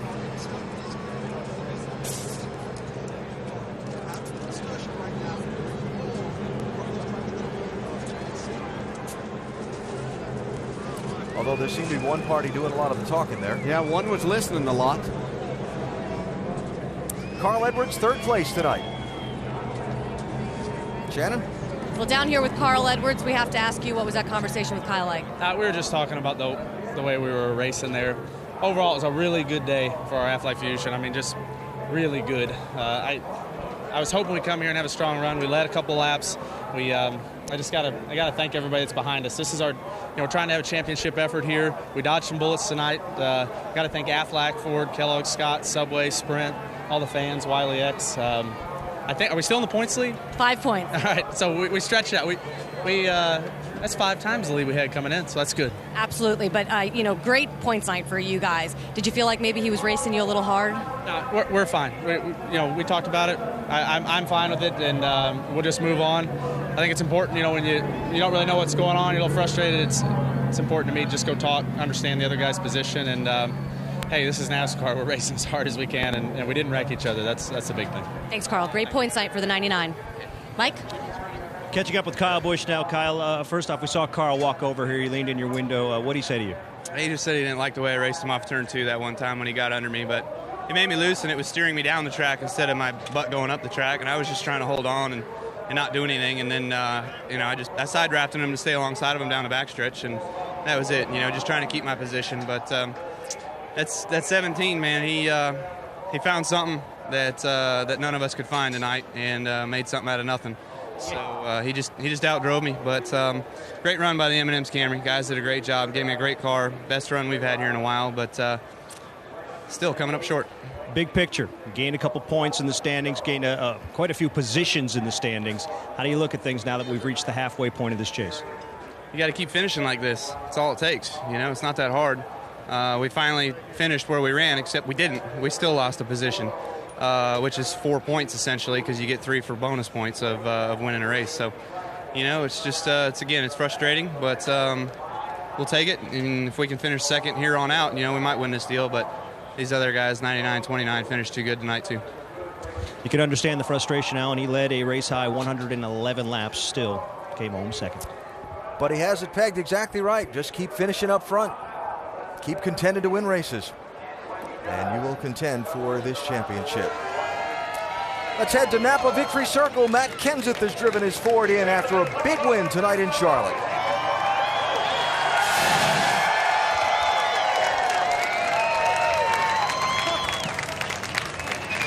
Wow, that was something else, especially after all these fuel mileage races, Matt. We've talked about it. Those are strategy races. You won on power tonight. Yeah, after all the toilet jokes about my restarts, we finally got a good one at the end, and I was pretty mad if I was going to lose this thing on restarts for these guys. So thankfully we got a good one there at the end. I really need to thank Sprint, Ford, Crown Royal. Crown Royal, it's not too late to come back. We don't have any sponsors yet for next year, and this should be a good audition. So, and Fluid Master, of course, for being on this weekend. It was a great night for us. This has been an interesting Charlotte few weeks here. Your wife, Katie, wasn't able to race in a celebrity all-star race here, and then you go to Victory Lane. Yeah, it's been an interesting few weeks, but can't be prouder of Jimmy Fenning and Mike and Nick and Chip, Robbie, that whole gang. These guys have been doing a great job. We've had really fast cars all 5 races of the chase. Who knows what's going to happen here the next 2 weeks, but we've been strong, and it's nice to get the W. You're up 2 spots to 3rd. How does that feel? Well, that's good. I mean, it only matters where you are at last lap at Homestead, but it's been a great 5 races, and it always feels great to win. Winning is what racing's all about, and it always feels great no matter where you are in the points. After tonight, it looks like Matt might be up near the front at Homestead. Shannon? 6th place finish for your second in points, Kevin Harvick. We know how much you love this place. A little bit of a sigh of relief that you got through with the top 10. We made it through the first 5, and that was our, we've had a lot of goals that we've achieved this year, and that was one of the goals that we wanted to achieve, was to get through these first 5 races with, having a deficit that was not too great. So 5 points. If you'd have told me we'd come out of Charlotte with a 5-point deficit going into the next 5 races, I'd be really happy. But everybody did a great job on our Jimmy John Chevy. It wasn't great, but it was better at the end of the race than it was in the first half. Thanks, Kevin. Guys? Shannon, thanks. Another solid night, if not spectacular, for Kevin Harvick. Kyle Busch, spectacular tonight. Let's not lose sight of the fact that he started last and was in position to win this thing until giving up the lead with 25 laps to go. Championship standings, 5 down, 5 to go in the chase. Obviously the big number tonight, Jimmy Johnson with that 34th place finish. Yeah, but I think one thing we just heard Matt Kenseth say, they've had a good car all 5 races. Keep going. And Kyle Busch, he's still in this thing 5 races into the chase. I think this is the best he's been at this point in any chase of his career. Tony Stewart finished 8th tonight, Doc. Well, pole sitter Tony Stewart, it looked like you had the car to beat for much of the first half of the race, and it started going away. When did you start having issues? We made it to about halfway and then just got tight. It's just, the clean air was really, really valuable to us. I mean, we'd still get tight in a run, but we could get out enough early that we could hold them off. But, just when we got back in traffic a little bit, we never could get it cutting and turning in the center of the corner, and just kept getting tighter and tighter. And once you get some heat in the right front, it'd kill it. Well, in spite of all that and all the efforts, he still comes home with a top 10 finish. Marcos Ambrose brought his car home 5th this evening in Charlotte, and 3rd consecutive top 10 for this team. The first time in your career you've been able to do that. What's gotten into you guys? It was time to harden up. We had a really good Watkins Glen period there. We got a couple of race wins in a couple of weeks, and we hit a hole, and we just dug ourselves out of that, and we got our mojo back. But I just got to thank Stanley and DeWalt and Ford for giving me the opportunities at RPM. Just really thankful for it. We got Bostich on board for the first time. I'm sure we had a good TV night for them. So thrilled to be given these opportunities, and just great to be able to bring it home in a good result. You're racing around those chase guys, and you got to do the right thing. And I bumped Carl Edwards there on pit lane. I feel really bad about it because it could have ruined his night, but thankfully didn't hurt his car. And you're around the 17, and you're around the 11, and you're around the 99. Just you don't want to change the outcome of the championship for these guys, but you want to race for your own team and try and win. So it was a really delicate night out there, but we had a great race car. Just how good was the race car, Alan? Well, look at this guy's face after 500 miles. He's not even sweating. Marcos Ambrose, terrific top 5 finish tonight for the Australian. And 5 down and 5 to go in this championship. Talladega next Sunday and Martinsville the Sunday after. Going to be interesting races. The biggest and smallest tracks on the NASCAR Sprint Cup circuit. And if you want to join us at the racetrack, that's how you find out about tickets. Back down to Doc. I heard Brad Keselowski just tell some guys here he took a 25th place car and finished 16th with it. Do you feel fortunate or frustrated? Frustratingly fortunate, so a little bit of both. We were just a little bit off today with the Miller Lite Dodge and did the best we could to recover from it. And the yellows really hurt us when it came out. We had just pitted and we lost our lap that way and just kept fighting, and eventually at the end made up a few spots, which was good, but just wasn't meant to be today, so we'll have to go back and keep working on it. Brad K will drop a couple positions in the standings. Alan?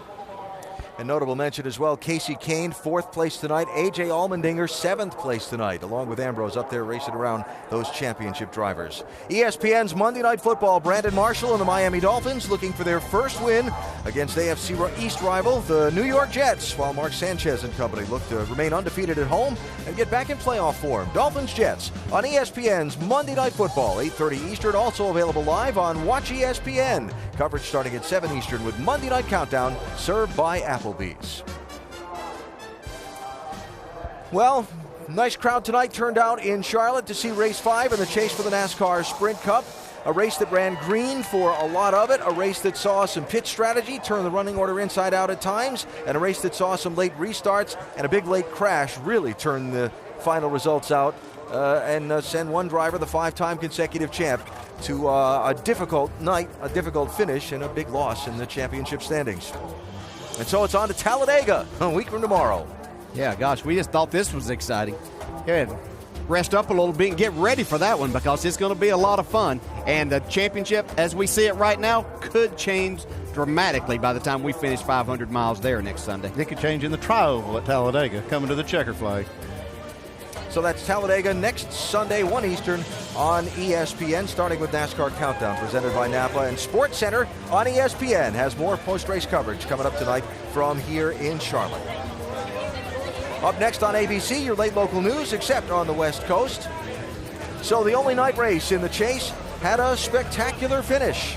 Some late restarts where Matt Kenseth at one point had to pass Carl Edwards for second and then get by Kyle Busch on 2 late restarts. And the Wisconsin native has gone to victory lane tonight, making a huge statement in his bid for another NASCAR Sprint Cup Series championship. Matt Kenseth, your winner from Charlotte. Thanks for watching ESPN on ABC. It's off to Talladega 1 week from Sunday. This copyrighted telecast may not be reproduced, retransmitted, or used in any form without the authorized written consent of NASCAR Broadcasting. NASCAR would like to thank all of our loyal fans for your continued support, and we hope you enjoyed today's broadcast.